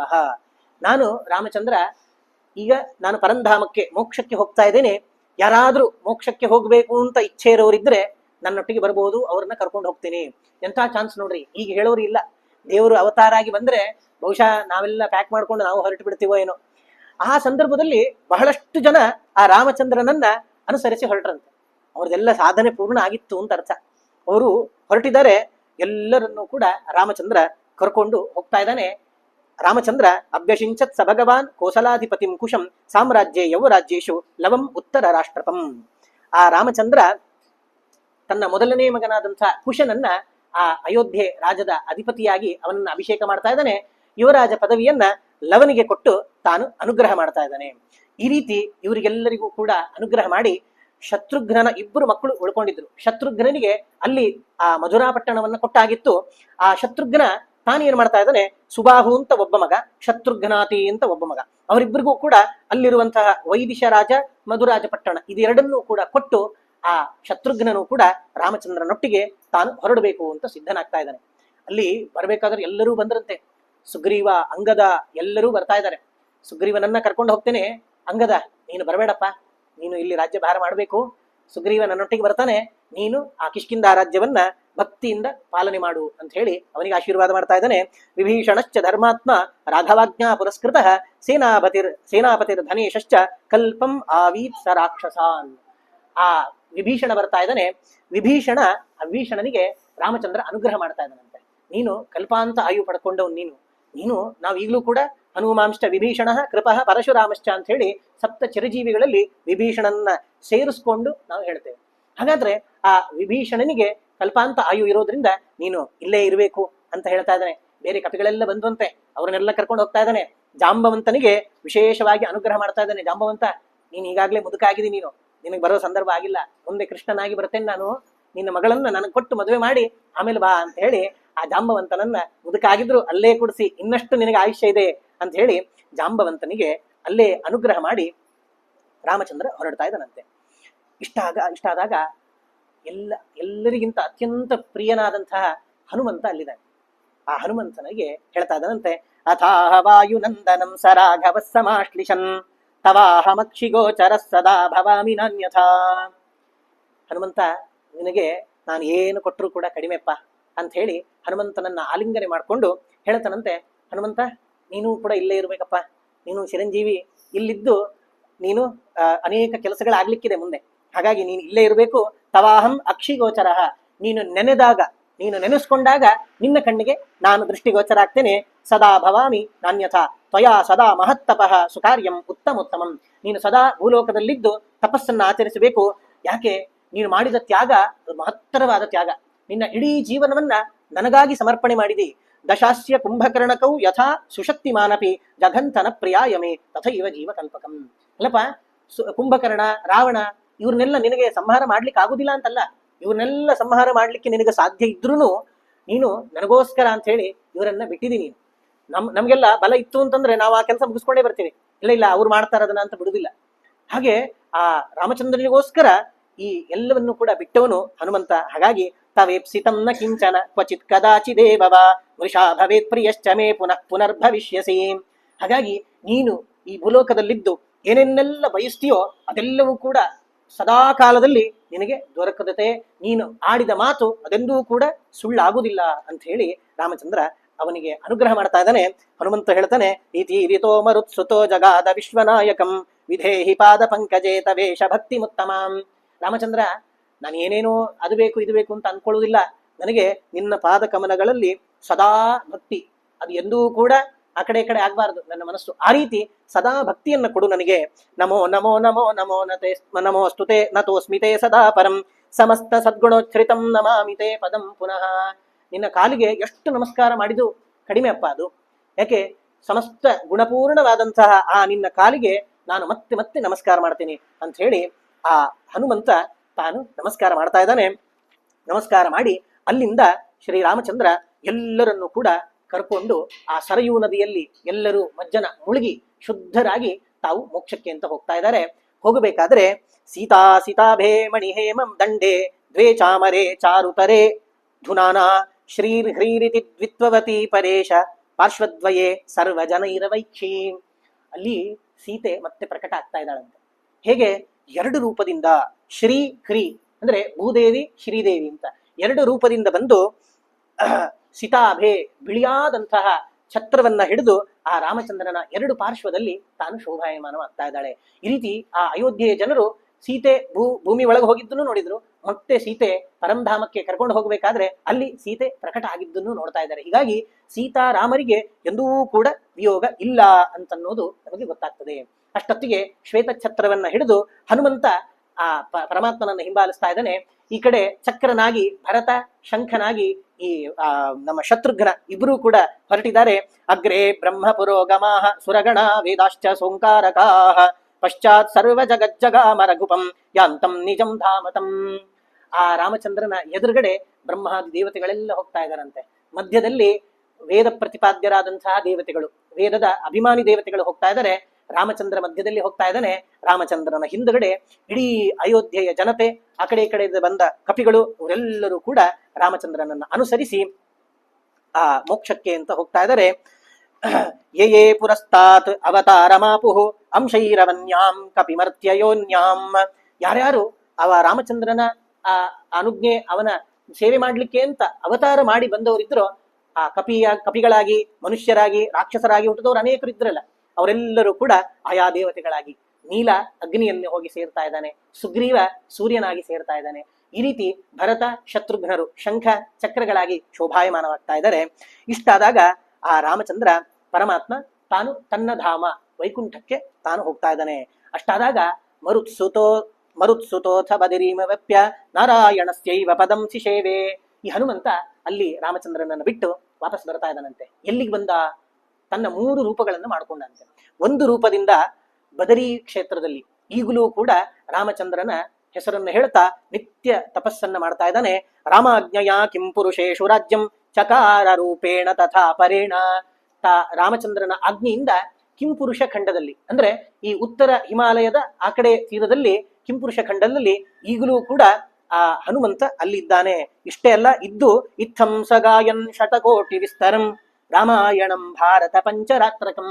ಹನುಮಂತ ಅಲ್ಲಿದ್ದು ಏನು ಮಾಡ್ತಾ ಇದ್ದಾನೆ ಕೇಳಿದ್ರೆ, ಶತಕೋಟಿ ವಿಸ್ತಾರ ರೂಪವಾದಂತಹ ಮೂಲ ರಾಮಾಯಣ. ನಾವು ಮೊದಲನೇ ದಿನ ನೋಡಿದ್ವಿ. ಆ ಮೂಲ ರಾಮಾಯಣ ಅಂತ ಅನ್ನೋದು 100 ಕೋಟಿ ಶ್ಲೋಕವುಳ್ಳಂಥದ್ದು. ಆ ಶತಕೋಟಿ ವಿಸ್ತಾರ ರೂಪವಾದಂತಹ ಮೂಲ ರಾಮಾಯಣವನ್ನ ಆ ಹನುಮಂತ ಹಾಡ್ತಾ ಇದ್ದಾನಂತೆ. ಇದರೊಟ್ಟಿಗೆ ಭಾರತ ಪಂಚರಾತ್ರಕಂ, ಮಹಾಭಾರತವನ್ನ ಪಂಚರಾತ್ರವನ್ನ ಇದನ್ನೆಲ್ಲ ಹಾಡ್ತಾ ಇದ್ದಾನೆ. ಅಲ್ಲ, ಮಹಾಭಾರತ ಇನ್ನೂ ಆಗೇ ಇಲ್ಲಲ್ಲ ಅಂತಂದ್ರೆ ನಮಗೆ ಆಗಿಲ್ಲ ಅಷ್ಟೇ, ಮುಂದಾಗುವುದು ಅದು ಹಿಂದಿನ ಕಲ್ಪದಲ್ಲಿ ಒಂದ್ಸರ್ತಿ ಆಗಿರ್ತದೆ. ಆ ಮಹಾಭಾರತವನ್ನ ಮೊದಲನೇ ಬಾರಿ ಬರೆದಿದ್ದಲ್ಲ, ಅದು ಮೊದಲೇ ಬರೆದಿಟ್ಟಾಗಿದೆ ಅದು. ಹಾಗಾಗಿ ಅಂಥ ಮಹಾಭಾರತವನ್ನ ನಿತ್ಯದಲ್ಲಿ ಗಾಯನ ಮಾಡ್ತಾ ವೇದಾಂಶ್ಚ ಸರ್ವಾನ್ ಸಹಿತ ಬ್ರಹ್ಮಸೂತ್ರಾನ್ ಯಾಚಕ್ಷಾಣೋ ನಿತ್ಯ ಸುಖೋದ್ಧರೋಭೂತ್. ತಾನು ವೇದಗಳನ್ನ, ಇಡೀ ವೇದಗಳನ್ನ, ಬ್ರಹ್ಮಸೂತ್ರಗಳನ್ನ ತಾನು ನಿತ್ಯ ಪಠನ ಮಾಡ್ತಾ ಹಾಡ್ತಾ ಅಲ್ಲಿದ್ದ ಭಕ್ತರನ್ನೆಲ್ಲ ಉದ್ಧಾರ ಮಾಡ್ತಾ ಆ ರಾಮಚಂದ್ರನ ಅನುಗ್ರಹದಿಂದ ಹನುಮಂತ ಕಿಂಪುರುಷ ಖಂಡದಲ್ಲಿ ತನ್ನ ಎರಡನೇ ರೂಪದಿಂದ ಇದ್ದಾನೆ. ಕೊನೆ ಮೂರನೇ ರೂಪ ಅದು ಅನಂತ ರೂಪವಾಗಿ ಎಲ್ಲ ಭಕ್ತರ ಮನೆಯಲ್ಲಿ, ಎಲ್ಲೆಲ್ಲಿ ಮುಖ್ಯ ಪ್ರಾಣದೇವರ ಹನುಮಂತನ ದೇವಸ್ಥಾನಗಳಿವೆಯೋ ಅಲ್ಲೆಲ್ಲ ಕಡೆ ಕೂಡ ತಾನು ಸಾಕ್ಷಾತ್ತಾಗಿ ಹನುಮಂತ ಅಲ್ಲಿ ಪ್ರತಿಷ್ಠಾಪಿತನಾಗಿ ಬಂದ ಭಕ್ತರ ಅನುಗ್ರಹವನ್ನ ಮಾಡ್ತಾ ತಾನಿದ್ದಾನೆ. ಹಾಗಾಗಿ ಈ ರೀತಿ ಆ ರಾಮಚಂದ್ರ ಹನುಮಂತನಿಗೆ ವಿಶೇಷವಾದಂತಹ ಅನುಗ್ರಹವನ್ನು ಮಾಡಿದಾನೆ. ರಾಮಚಂದ್ರ ಅಲ್ಲಿಂದ ಸಾಕ್ಷಾತ್ ವೈಕುಂಠ ಲೋಕ, 7 ದ್ವಾರ ಇರ್ತದೆ. 7ನೇ ದ್ವಾರದವರೆಗೆ ಎಲ್ಲ ದೇವತೆಗಳು ಬರ್ತಾರಂತೆ. ಕೊನೆ ದ್ವಾರದವರೆಗೆ ಬ್ರಹ್ಮದೇವರು ಆ ರಾಮಚಂದ್ರನನ್ನು ಬಿಟ್ಟು ಅಲ್ಲಿದ್ದಂತಹ ಸಾಕ್ಷಾತ್ ವಿಷ್ಣುವಿನೊಟ್ಟಿಗೆ ರಾಮಚಂದ್ರ ಐಕ್ಯವನ್ನು ಹೊಂದಿ ಸೀತೆಯಿಂದ, ಲಕ್ಷ್ಮೀದೇವಿಯಿಂದ ಪಾದ ಸೇವೆಯನ್ನ ಮಾಡಿಕೊಂಡು ಇಡೀ ಜಗತ್ತನ್ನ, ದೇವತೆಗಳನ್ನ, ಅಸುರ ಲೋಕ, ಇನ್ನು ಗಂಧರ್ವ ಲೋಕ, ಮನುಷ್ಯ ಲೋಕ ಇವರೆಲ್ಲರಿಗೂ ಕೂಡ ಅನುಗ್ರಹ ರಾಮಚಂದ್ರ ಅಲ್ಲಿ ವಿರಾಜಿಸ್ತಾ ಇದ್ದಾನೆ. ಇಲ್ಲಿಗೆ ರಾಮಾಯಣ ಮುಕ್ತಾಯ ಆಗ್ತದೆ. ಈ ರಾಮಾಯಣವನ್ನ ಓದಿದ್ರೆ ನಮಗೇನು ಫಲ ಸಿಗ್ತದಪ್ಪ ಅಂತಂದ್ರೆ, ಯಾಕೆಂದ್ರೆ ಪ್ರಯೋಜನ ಅನುದ್ದೇಶ್ಯ ನ ಮಂದೋಪಿ ಪ್ರವರ್ತತೆ. ಒಬ್ಬ ದಡ್ಡ ಆದ್ರೂ ಕೂಡ ಅವನಿಗೆ ಪ್ರಯೋಜನ ಇಲ್ಲದೆ ಕೆಲಸ ಮಾಡುವುದಿಲ್ಲ ಅಂತ. ಹಾಗಾದ್ರೆ ಇಂಥ ರಾಮಾಯಣದಿಂದ ನಮಗೇನು ಸಿಗ್ತದೆ ಅಂದ್ರೆ, ತಥೋ ದೇವಾ ಸಗಂಧರ್ವ ಸಿದ್ಧಾಶ್ಚ ಪರಮರ್ಷಯ ನಿತ್ಯಂ ಶೃಣ್ವಂತಿ ಸಂಹೃಷ್ಟ ಕಾವ್ಯಂ ರಾಮಾಯಣಂ ದಿವಿ. ಆ ರಾಮಚಂದ್ರ ಆ ಪರಮಾತ್ಮನಾಗಿ ಹೋದ್ನಲ್ಲ, ಅಲ್ಲಿಂದ ಈ ರಾಮಾಯಣ ಎಲ್ಲ ದೇವತೆಗಳು, ಗಂಧರ್ವರ, ಸಿದ್ಧರು ಇವರೊಟ್ಟಿಗೆ ಸೇರಿ ಆ ರಾಮಾಯಣದ ಗಾನವನ್ನ ದೇವಲೋಕದಲ್ಲಿ ಹಾಡ್ತಾ ಇದ್ದಾರಂತೆ. ಇಂಥ ರಾಮಾಯಣ ಅಂದ್ರೆ ದೇವಲೋಕದಲ್ಲಿ ದೇವತೆಗಳು ಹಾಡುವಂತಹ ರಾಮಾಯಣವನ್ನ ನಾವು ಭೂಲೋಕದಲ್ಲಿ ಪಠನೆ ಮಾಡಿದರೆ, ಅಪುತ್ರೋ ಲಭತೆ ಪುತ್ರಂ ಅಧನೋ ಲಭತೆ ಧನಂ ಸರ್ವ ಪಾಪೈ ಪ್ರಮುಚ್ಚೇತ ಪಾದಮಪ್ಯಸ್ಯ ಯಃ ಪಠೇತ್. ಯಾರಿಗೆ ಮಕ್ಕಳಿಲ್ವೋ ಅಂಥವ್ರು ಮಕ್ಕಳನ್ನು ಹೊಂದುತ್ತಾರೆ. ಅಧನಃ, ಯಾರಿಗೆ ಸಂಪತ್ತಿಲ್ವೋ ಅಂಥವರು ಸಂಪತ್ತುಳ್ಳವರಾಗ್ತಾರೆ. ಸರ್ವ ಪಾಪೈ ಪ್ರಮುಚ್ಚೇತ, ಮುಖ್ಯವಾಗಿ ಬೇಕಾದದ್ದು ಸರ್ವ ಪಾಪಗಳ ನಿವಾರಣೆ. ಯಾಕೆ ನಮಗೇನೋ ಕೆಟ್ಟ ಕೆಲಸ ಮಾಡುವ ಬುದ್ಧಿ ಬರ್ತದೆ ಅಂತಂದ್ರೆ ಅದು ನಾವು ಮಾಡಿರುವ ಪಾಪದ ಕಾರಣ ಅಂತ. ಹಾಗಾಗಿ ನಮಗೆ ದುಃಖ ಬರುವುದು ನಾವು ಮಾಡಿರುವ ಪಾಪದಿಂದ. ಪಾಪ ಎಲ್ಲ ನಾಶ ಆಯ್ತು ಅಂತಾದ್ರೆ ನಮಗೆ ದುಃಖ ಅಂತ ಅನ್ನೋದು ಇರುವುದಿಲ್ಲ. ಕೆಟ್ಟ ಸಂದರ್ಭಗಳಲ್ಲಿಯೂ ನಮಗೆ ಆ ದುಃಖವನ್ನ ತಡೆಯುವ ಶಕ್ತಿಯನ್ನ ದೇವರು ಕೊಡ್ತಾರೆ. ಹಾಗಾಗಿ ಸರ್ವ ಪಾಪಗಳ ಪರಿಹಾರ ಆಗ್ತದೆ. ಎಷ್ಟು? ಇಡೀ ರಾಮಾಯಣ ಕೇಳಬೇಕು ಅಂತಿಲ್ಲಂತೆ. ಪಾದಮಪ್ಯಸ್ಯ ಯಃ ಪಠೇತ್, ಕೇವಲ ಒಂದು ಪಾದ. ತಪಸ್ವಾಧ್ಯಾಯ ನಿರತಂ ತಪಸ್ವಿ ವಾಗ್ವಿದಾಂಬರಂ, ಇದು ಒಂದು ಶ್ಲೋಕ ಅಂತಂದ್ರೆ ಇದರಲ್ಲಿ ತಪಸ್ವಾಧ್ಯಾಯ ನಿರತಂ ಇದು ಒಂದು ಪಾದ, ತಪಸ್ವಿ ವಾಗ್ವಿದಾಂಬರಂ ಇದು 2ನೇ ಪದ. ಬರೀ ಒಂದು ಪಾದ ಶ್ರದ್ಧೆಯಿಂದ, ಭಕ್ತಿಯಿಂದ ರಾಮಚಂದ್ರ ಇದನ್ನ ಓದಿದ್ರೆ ನಮ್ಮನ್ನ ಉದ್ಧಾರ ಮಾಡ್ತಾನೆ ಅಂತ ನಂಬಿಕೆಯಿಂದ ಓದಿದಾಗ ದೇವರು ನಮ್ಮನ್ನ ರಕ್ಷಣೆ ಮಾಡ್ತಾನೆ. ಅಷ್ಟೇ ಅಲ್ಲ, ಇನ್ನು ಉಳಿದಂತಹ ಅಶ್ವಮೇಧ ಸಹಸ್ರಸ್ಯ ವಾಜಪೇಯ ಆಯುತಸ್ಯ ಚ ಲಭತೆ ಶ್ರವಣಾದೇವ ಸರ್ಗಸ್ಯ ಏಕಸ್ಯ ಮಾನವಃ. ಈ ಇಡೀ ರಾಮಾಯಣದಲ್ಲಿ ಸೇರಿ 500 ಸರ್ಗಗಳಿವೆ. ಈ ಎಲ್ಲ ಸರ್ಗಗಳಲ್ಲಿ ಏನೋ ಕಷ್ಟಪಟ್ಟು ನಮಗಾಗಲ್ಲ ಅಂತ ಹೇಳಿ ಒಂದು ಸರ್ಗವನ್ನ ಓದಿದ್ರೂ ಸಾಕಂತೆ ಅಶ್ವಮೇಧ ಸಹಸ್ರಸ್ಯ. ಅಶ್ವಮೇಧ ಯಾಗ ಈ ಕಲಿಯುಗದಲ್ಲಿ ಈಗಂತೂ ಮಾಡೋರು ಇಲ್ವೇ ಇಲ್ಲ. ವಾಜಪೇಯ ಯಾಗ, ಇನ್ನು ರಾಜರು ಮಾಡುವಂತಹ ಯಾಗ. ಈ 1000 ಅಶ್ವಮೇಧ ಮಾಡಿದರೆ ಏನು ಫಲ ಬರ್ತದೋ, ಅಯುತಸ್ಯ ವಾಜಪೇಯ 10,000 ಮಾಡಿದರೆ ಎಷ್ಟು ಫಲ ಬರ್ತದೋ ಆ ಫಲವನ್ನ ಒಂದು ಸರ್ಗವನ್ನ ಓದಿದ್ರೆ ಸಾಕು ಮನುಷ್ಯ ಪಡಿತಾನೆ ಅಂತ ಆ ರಾಮಾಯಣ. ಸಮ್ಯಕ್ ಶ್ರದ್ಧಾ ಸಮಾಯುಕ್ತ ಶೃಣುತೆ ರಾಘವೀಂ ಕಥಾಂ ಸರ್ವ ಪಾಪಾತ್ ಪ್ರಮುಚ್ಚೇತ ವಿಷ್ಣು ಲೋಕಂ ಸ ಗಚ್ಚತಿ. ಯಾರು ಶ್ರದ್ಧಾ ಸಮಾಯುಕ್ತನಾಗಿ ಈ ರಾಮಚಂದ್ರನ ಕಥಾಭಾಗವನ್ನ ಶ್ರದ್ಧೆಯಿಂದ ಕೇಳ್ತಾನೋ ಅವನು ಎಲ್ಲ ಪಾಪಗಳಿಂದ ಮುಕ್ತನಾಗಿ ವಿಷ್ಣು ಲೋಕವನ್ನು ಹೊಂದುತ್ತಾನೆ. ಆದಿಕಾವ್ಯಮಿದಂ ತ್ವಾರ್ಷಂ ಪುರಾ ವಾಲ್ಮೀಕಿನಾ ಕೃತಂ ಯಶೃಣೋತಿ ಸದಾ ಭಕ್ತ್ಯ ಸಗಚ್ಚೇತ್ ವೈಷ್ಣವೀಂ ತನುಂ. ಆದಿಕಾವ್ಯವಾದಂತಹ ಈ ರಾಮಾಯಣವನ್ನ ವಾಲ್ಮೀಕಿ ಮಹರ್ಷಿಗಳು ಮಾಡಿರುವಂಥದ್ದನ್ನ ಯಾರು ಶ್ರದ್ಧೆಯಿಂದ ಕೇಳುತ್ತಾರಲ್ಲ ಅವರು ವೈಷ್ಣವೀಂ ತನುಂ, ಸಾಕ್ಷಾತ್ ವಿಷ್ಣುವಿನ ಸಾರೂಪ್ಯವನ್ನ ಹೊಂದುತ್ತಾರೆ. ಮೋಕ್ಷಗಳಲ್ಲಿ 4 ವಿಧ ಇರ್ತದೆ, ಅದರಲ್ಲಿ ಸಾರೂಪ್ಯ ಮೋಕ್ಷ ಅಂತ. ಆ ಸಾರೂಪ್ಯ ರೂಪವಾದಂತಹ ಮೋಕ್ಷವನ್ನು ಹೊಂದುತ್ತಾರೆ. ಯಪ್ಪಠೇತ್ ಶೃಣುಯಾತ್ ನಿತ್ಯಂ ಚರಿತಂ ರಾಘವಸ್ಯ ಭಕ್ತ್ಯ ನಿಷ್ಕಲ್ಮಶೋ ಭೂತ್ವ ದೀರ್ಘಂ ಆಯುಹು ಅವಾಪ್ನುಯಾತ್. ಯಾರು ನಿತ್ಯದಲ್ಲಿಯೂ ಕೂಡ ರಾಮಚರಿತೆಯನ್ನು ಕೇಳ್ತಾರೋ, ರಾಮಚರಿತ್ರೆ ಕೇಳಲಿಕ್ಕೆ ಆಗ್ಲಿಲ್ಲ ಅಂದ್ರೆ ರಾಮ ಮಂತ್ರ ಜಪವನ್ನ ಮಾಡ್ತಾರೋ ಅಂಥವರು ಭಕ್ತ್ಯ ನಿಷ್ಕಲ್ಮಶೋ ಭೂತ್ವ, ಭಕ್ತಿಯಿಂದ ಮಾಡಬೇಕು. ಭಕ್ತಿಯಿಂದ ಮಾಡಿದ ಆ ರಾಮ ಜಪದಿಂದ, ರಾಮನ ಚರಿತ್ರ ಶ್ರವಣದಿಂದಾಗಿ ಅವನು ನಿಷ್ಕಲ್ಮಶನಾಗಿ ಎಲ್ಲ ಪಾಪಗಳಿಂದ ಮುಕ್ತನಾಗಿ ದೀರ್ಘಂ ಆಯು ಅವಾಪ್ನುಯಾತ್, ದೀರ್ಘವಾದಂತಹ ಆಯುಷ್ಯವನ್ನ ತಾನು ಹೊಂದುತ್ತಾನೆ. ಆಯುಷ್ಯ ಬೇಕಾದಷ್ಟು ಆಯುಷ್ಯ ಹೊಂದಿಯೋ ಬರೀ ದುಃಖವನ್ನೇ ಅನುಭವಿಸ್ತಾ ಇದ್ರೆ ಅಂಥ ಆಯುಷ್ಯಕ್ಕೆ ವ್ಯಾಲ್ಯೂ ಇರುವುದಿಲ್ಲಂತೆ. ಆಯುಷ್ಯ ದೀರ್ಘ ಆಯುಷ್ಯ ಬೇಕು, ಆರೋಗ್ಯಪೂರ್ಣವಾದ ಆಯುಷ್ಯ ಬೇಕು. ಹಾಗಾಗಿ ಅಂಥ ಆರೋಗ್ಯಪೂರ್ಣವಾದಂತಹ ಆಯುಷ್ಯವನ್ನ ಇದರಿಂದ ನಾವು ಹೊಂದಬಹುದು. ಇಷ್ಟಲ್ಲ, ಈ ರಾಮಾಯಣವನ್ನ ಓದಿದವರು ಕೇಳಿದವರು ಅವರಿಗಷ್ಟೇ ಫಲ ಅಲ್ಲಂತೆ. ಪಿತಾ ಪಿತಾಮಹಸ್ತಸ್ಯ ತಥೈವ ಪ್ರಪಿತಾಮಹ ತತ್ಪಿತಾ ಚೈವ ವಿಷ್ಣು ಯಾಂತಿ ನ ಸಂಶಯ. ಕೇಳಿದವನ ಅಥವಾ ಹೇಳಿದವನ ಈ 8 ಕುಲಗಳು, ಅವನ ಮೇಲಿನ 8 ವರ್ಗ ಪಿತೃವರ್ಗ, ಅದು ಸಾಕ್ಷಾತ್ ವಿಷ್ಣು ಲೋಕವನ್ನು ಹೊಂದುತ್ತದೆ. ಅಂಥ ರಾಮಾಯಣವನ್ನ 29 ದಿನಗಳ ಕಾಲ ನಾವೆಲ್ಲರೂ ಕೂಡ ಶ್ರವಣವನ್ನು ಮಾಡಿದೆವು. ಯಾಕೆಂದ್ರೆ ಇದು ದೊಡ್ಡ ಸಾಧನೆ. 1 ದಿನ ಪ್ರವಚನ ನಡೀತದೆ, 3 ದಿನ ಪ್ರವಚನ ನಡೀತದೆ, ಕೆಲವು ಕಡೆ ಸಪ್ತಾಹ 7 ದಿನ ಮಾಡ್ತಾರೆ, ನವಾಹ 9 ದಿನ, ಹೆಚ್ಚು ಅಂದ್ರೆ 12 ದಿನಗಳು ಮಾಡ್ತಾರೆ. ಅದು ಬಿಟ್ಟು ಇಡೀ ಅಧಿಕ ಮಾಸದಲ್ಲಿ 28 ದಿನಗಳ ಕಾಲ 29 ದಿನಗಳ ಕಾಲ ಪ್ರವಚನ ಕೇಳುವುದು ಅಂತಂದ್ರೆ ಅದು ದೊಡ್ಡ ಪುಣ್ಯದ ಸಂಗತಿ. ಅದರಲ್ಲಿಯೂ ನಮ್ಮ ಕೈಲಾಸ್ ಭಾರತಿ ದಂಪತಿಗಳು ಅವರ ಮನೆಯಲ್ಲಿ ಈ ರಾಮಾಯಣದ ಕಥೆ ಆಗಬೇಕು ಅಂತ ಆಯೋಜಿಸಿ, ಇದಕ್ಕೆ ಸರಿಯಾಗಿ ತಂದೆ ತಾಯಿಗಳ ಸಹಕಾರ, ಈ ನಿಮ್ಮ ಬಂಧು ಬಾಂಧವರು, ಇಲ್ಲಿ ಹತ್ತಿರದಲ್ಲಿರುವವರ ಎಲ್ಲರ ಸಹಕಾರದಿಂದ ಈ ರಾಮಾಯಣ ಪ್ರವಚನ ಇವತ್ತಿನ ದಿನಕ್ಕೆ ಮುಕ್ತಾಯ ಆಗ್ತಾ ಇದೆ. ಇಂಥ ರಾಮಾಯಣ ಪ್ರವಚನದಿಂದ ಏನೆಲ್ಲ ಫಲ ಬರಬೇಕು ಆ ದಂಪತಿಗಳಿಗೆ ಅದರ ಪೂರ್ಣ ಫಲ ಬರಬೇಕು. ಅಷ್ಟೇ ಅಲ್ಲ, ಅದರಲ್ಲಿ ಅವರು ಕೈಲಾಸ್ ಅವರು ನಾವಾದ್ರೆ ದಿನಕ್ಕೆ 1 ತಾಸು ಅಷ್ಟೇ ಅಂತ, ಆದ್ರೆ ಅವ್ರು ಹಾಗಲ್ಲ. ಅಧಿಕ ಮಾಸದ 29 ದಿನಗಳ ಕಾಲ ಇಡೀ ದಿನ ಅಂತಾನೆ ಹೇಳ್ಬೋದು. ಯಾಕೆ, ಬೆಳಿಗ್ಗೆಯಿಂದ ಪ್ರಾರಂಭ ಮಾಡಿ ಈ 24,000 ಶ್ಲೋಕವುಳ್ಳಂತಹ ರಾಮಾಯಣವನ್ನ ನಿತ್ಯ ಬೆಳಿಗ್ಗೆ ಪ್ರಾರಂಭ ಮಾಡಿ ಮಧ್ಯಾಹ್ನದವರೆಗೆ ಪಡಿಸಿ ಆಮೇಲೆ ಅವರು ಊಟ ಮಾಡ್ತಾ ಇದ್ರು. ಸಾಯಂಕಾಲ ಆದಾಗ ಮತ್ತೆ ಪ್ರವಚನ. ಹಾಗಾದ್ರೆ ಅಧಿಕ ಮಾಸದ 29 ದಿನಗಳ ಕಾಲ ಬೆಳಿಗ್ಗೆಯಿಂದ ಸಾಯಂಕಾಲದವರೆಗೆ ಇಡೀ ತಮ್ಮ ಕಾಯ ವಾಚ ಮನಸ, ತಮ್ಮ ಶರೀರ ಮನಸ್ಸು ದೇಹ ಇದನ್ನೆಲ್ಲವನ್ನು ಕೂಡ ಅವರು ರಾಮಚಂದ್ರನಿಗಾಗಿ ಅರ್ಪಣೆ ಮಾಡಿದ್ದಾರೆ. ಆ ಮಾಡಿದ ಸೇವೆ, ಅದರಿಂದ ಆ ರಾಮಚಂದ್ರ ದೇವರು ಸಂತೃಪ್ತರಾಗಿ ಅವರ ಆಯುಷ್ಯ ಆರೋಗ್ಯ ಎಲ್ಲವನ್ನೂ ಕೂಡ ಕೊಟ್ಟು ಮನಸ್ಸಿನ ಏನೆಲ್ಲ ಅಭಿಷ್ಟಗಳಿದೆ ಅದೆಲ್ಲ ಶೀಘ್ರ ಈಡೇರುವಂತೆ ಮಾಡಬೇಕು. ಇದರೊಟ್ಟಿಗೆ ನೀವೆಲ್ಲರೂ ಕೂಡ ಬಂದಿದ್ದೀರಿ. ಬಹಳ ಆಶ್ಚರ್ಯ ಅಂತ ಹೇಳಿದ್ರೆ, ಇಂತಹ ದೀರ್ಘ ಪ್ರವಚನ ನಡೆಯುವುದಿಲ್ಲ. ಇಂತಹ ಪ್ರವಚನಗಳು ನಡೆದಾಗ ಆರಂಭ ಗುರುವಿ ಕ್ಷಯಿಣಿ ಕ್ರಮೇಣ ಅಂತ, ಅಂದ್ರೆ ಪ್ರಾರಂಭದ ಹಂತದಲ್ಲಿ ಬಹಳಷ್ಟು ಜನ ಬರ್ತಾರೆ, ಆಮೇಲೆ ಸುಸ್ತಾಗ್ತದೆ, ಮನೆಯಲ್ಲಿ ಕೆಲಸ ಇದೆ ಅಂತ ಹೇಳಿ ಬರುವ ಜನಸಂಖ್ಯೆ ಕಡಿಮೆ ಆಗ್ತದೆ. ಆದ್ರೆ ನಂಗೆ ಬಹಳಷ್ಟು ಆಶ್ಚರ್ಯ ಅಂತಂದ್ರೆ, ಇಷ್ಟು ಜನ ಅಂದ್ರೆ ಮೊದಲನೇ ದಿನ ಎಷ್ಟು ಜನ ಇದ್ರು, ಕೊನೆಯ ದಿನಕ್ಕೆ ಅದು ಕಡಿಮೆ ಆಗಿದ್ದಲ್ಲ, ಜಾಸ್ತಿ ಆಗ್ತಾನೆ ಬಂತು ಅಂತ. ಅದರಲ್ಲಿ ಬಹಳಷ್ಟು ಹಿರಿಯರೆಲ್ಲ ಇದ್ದೀರಿ. ಬಹುಶಃ ನಿಮ್ಮ ಅರ್ಧದಷ್ಟು ಆಯುಷ್ಯ ನನಗಾಗಿಲ್ಲ ಅಂತ ನಾನು ಸಣ್ಣವನು ಹೇಳ್ತೇನೆ ಅಂತಂದಾಗ್ಲೂ ಬಂದು ಶ್ರದ್ಧೆಯಿಂದ ಕೂತು ಕೇಳಿದ್ದೀರಿ. ಇದು ನನಗೆ ಆ ಗುರುಗಳ ದೇವರ ಅನುಗ್ರಹ ಅಂತ ನಾನು ಭಾವಿಸಿ, ಇಷ್ಟು 29 ದಿನಗಳ ಕಾಲ ನಡೆದ ಆ ರಾಮಾಯಣ ಪ್ರವಚನ, ಯತ್ರ ಯತ್ರ ರಘುನಾಥ ಕೀರ್ತನಂ ತತ್ರ ತತ್ರ ಕೃತ ಮಸ್ತಕಾಂಜಲಿ. ಎಲ್ಲೆಲ್ಲಿ ರಾಮಚಂದ್ರನ ಕಥೆ, ರಾಮಚಂದ್ರನ ಜಪ, ರಾಮಚಂದ್ರನ ನಾಮೋಚ್ಚಾರಣೆ ನಡೀತದೋ ಅಲ್ಲೆಲ್ಲ ಕಡೆ ಕೂಡ ಬಂದು ಹನುಮಂತ ದೇವರು ಕೈ ಮುಗಿದು ತಲೆ ಬಗ್ಗಿಸಿ ಕೂಡ್ತಾರಂತೆ. ಅದನ್ನು ಬಾಷ್ಪವಾರಿ ಪರಿಪೂರ್ಣ ಲೋಚನಂ, ಕಣ್ಣಲ್ಲಿ ನೀರು ತುಂಬಿಕೊಂಡಿರ್ತದಂತೆ. ಅಂದ್ರೆ ಈ ರಾಮಚಂದ್ರನ ಕಥೆ ಇಲ್ಲಿ ಆಗ್ತಾ ಇದೆ ಅಂತ ಹೇಳಿ ಅಷ್ಟು ಶ್ರದ್ಧೆಯಿಂದ ಹನುಮಂತ ದೇವರು ಬಂದು ಕೂಡ್ತಾರಂತೆ. ನನಗನಿಸ್ತದೆ ಈ ಪ್ರವಚನದಲ್ಲಿ ಹನುಮಂತ ದೇವರ ಸನ್ನಿಧಾನ ಇದ್ದಿದ್ದರಿಂದ ಇಷ್ಟು ದಿವಸಗಳ ಕಾಲ ಆ ಪ್ರವಚನ ನಿರ್ವಿಘ್ನವಾಗಿ ಆಯ್ತು. ಯಾಕೆ, ಎಷ್ಟೋ ವಿಘ್ನಗಳು ಬರುವ ಸಂಭವ ಇದ್ರೂ ಕೂಡ ಇಷ್ಟು ನಿರ್ವಿಘ್ನವಾಗಿ ಮುಗಿಬೇಕು ಅಂತಾದ್ರೆ ಅದು ರಾಮದೂತ ಹನುಮಂತನ ಅನುಗ್ರಹ ಕೃಪಾ ಕಟಾಕ್ಷ ಅಷ್ಟೇ. ಹಾಗಾಗಿ ಇಷ್ಟು ದಿನ ಮಾಡಿದ ಪ್ರವಚನ, ಅದರಿಂದ ದೇವರು ಸಂತೃಪ್ತರಾಗಬೇಕು. ಎಲ್ಲ ಕೇಳಿದವರ ಹೇಳಿದವರ ಇದನ್ನ ಹೋಗಿ ಆಲಿಸಿದವರು, ಆನ್ಲೈನ್ ಅಲ್ಲಿ ಕೇಳಿದವರು ಬಹಳಷ್ಟು ಜನ ಇದ್ದಾರೆ. ಅವರೆಲ್ಲರ ಮನಸ್ಸಿನ ಅಭೀಷ್ಟಗಳನ್ನ ಆ ರಾಮಚಂದ್ರ ಹನುಮಂತ ದೇವರು ಸಿದ್ಧಿಸಿ ಕೊಡಬೇಕು. ವಿಶೇಷವಾಗಿ ಇಷ್ಟೆಲ್ಲ ಪ್ರವಚನ ಮಾಡಬೇಕು ಅಂತಂದ್ರೆ ಅದು ನನ್ನ ಕೈಯಿಂದ ಸಾಧ್ಯ ಇಲ್ಲ.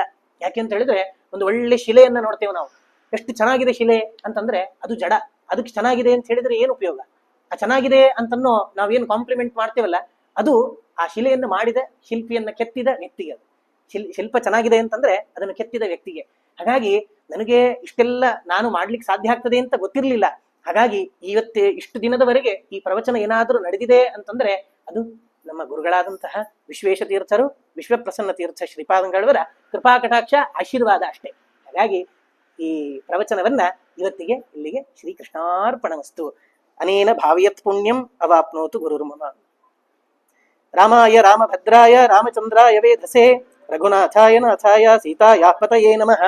ಕಾಯೇನ ವಾಚಾ ಮನಸೇಂದ್ರಿಯೈರ್ವಾ ಬುದ್ಧ್ಯಾತ್ಮನಾ ವಾ ಅನುಸೃತ ಸ್ವಭಾವಂ ಕರೋಮಿ ಯದ್ಯತ್ ಸಕಲಂ ಪರಸ್ಮೈ ನಾರಾಯಣ ಏತಿ ಸಮರ್ಪಯಾಮಿ. ಶ್ರೀಕೃಷ್ಣಾರ್ಪಣಮಸ್ತು.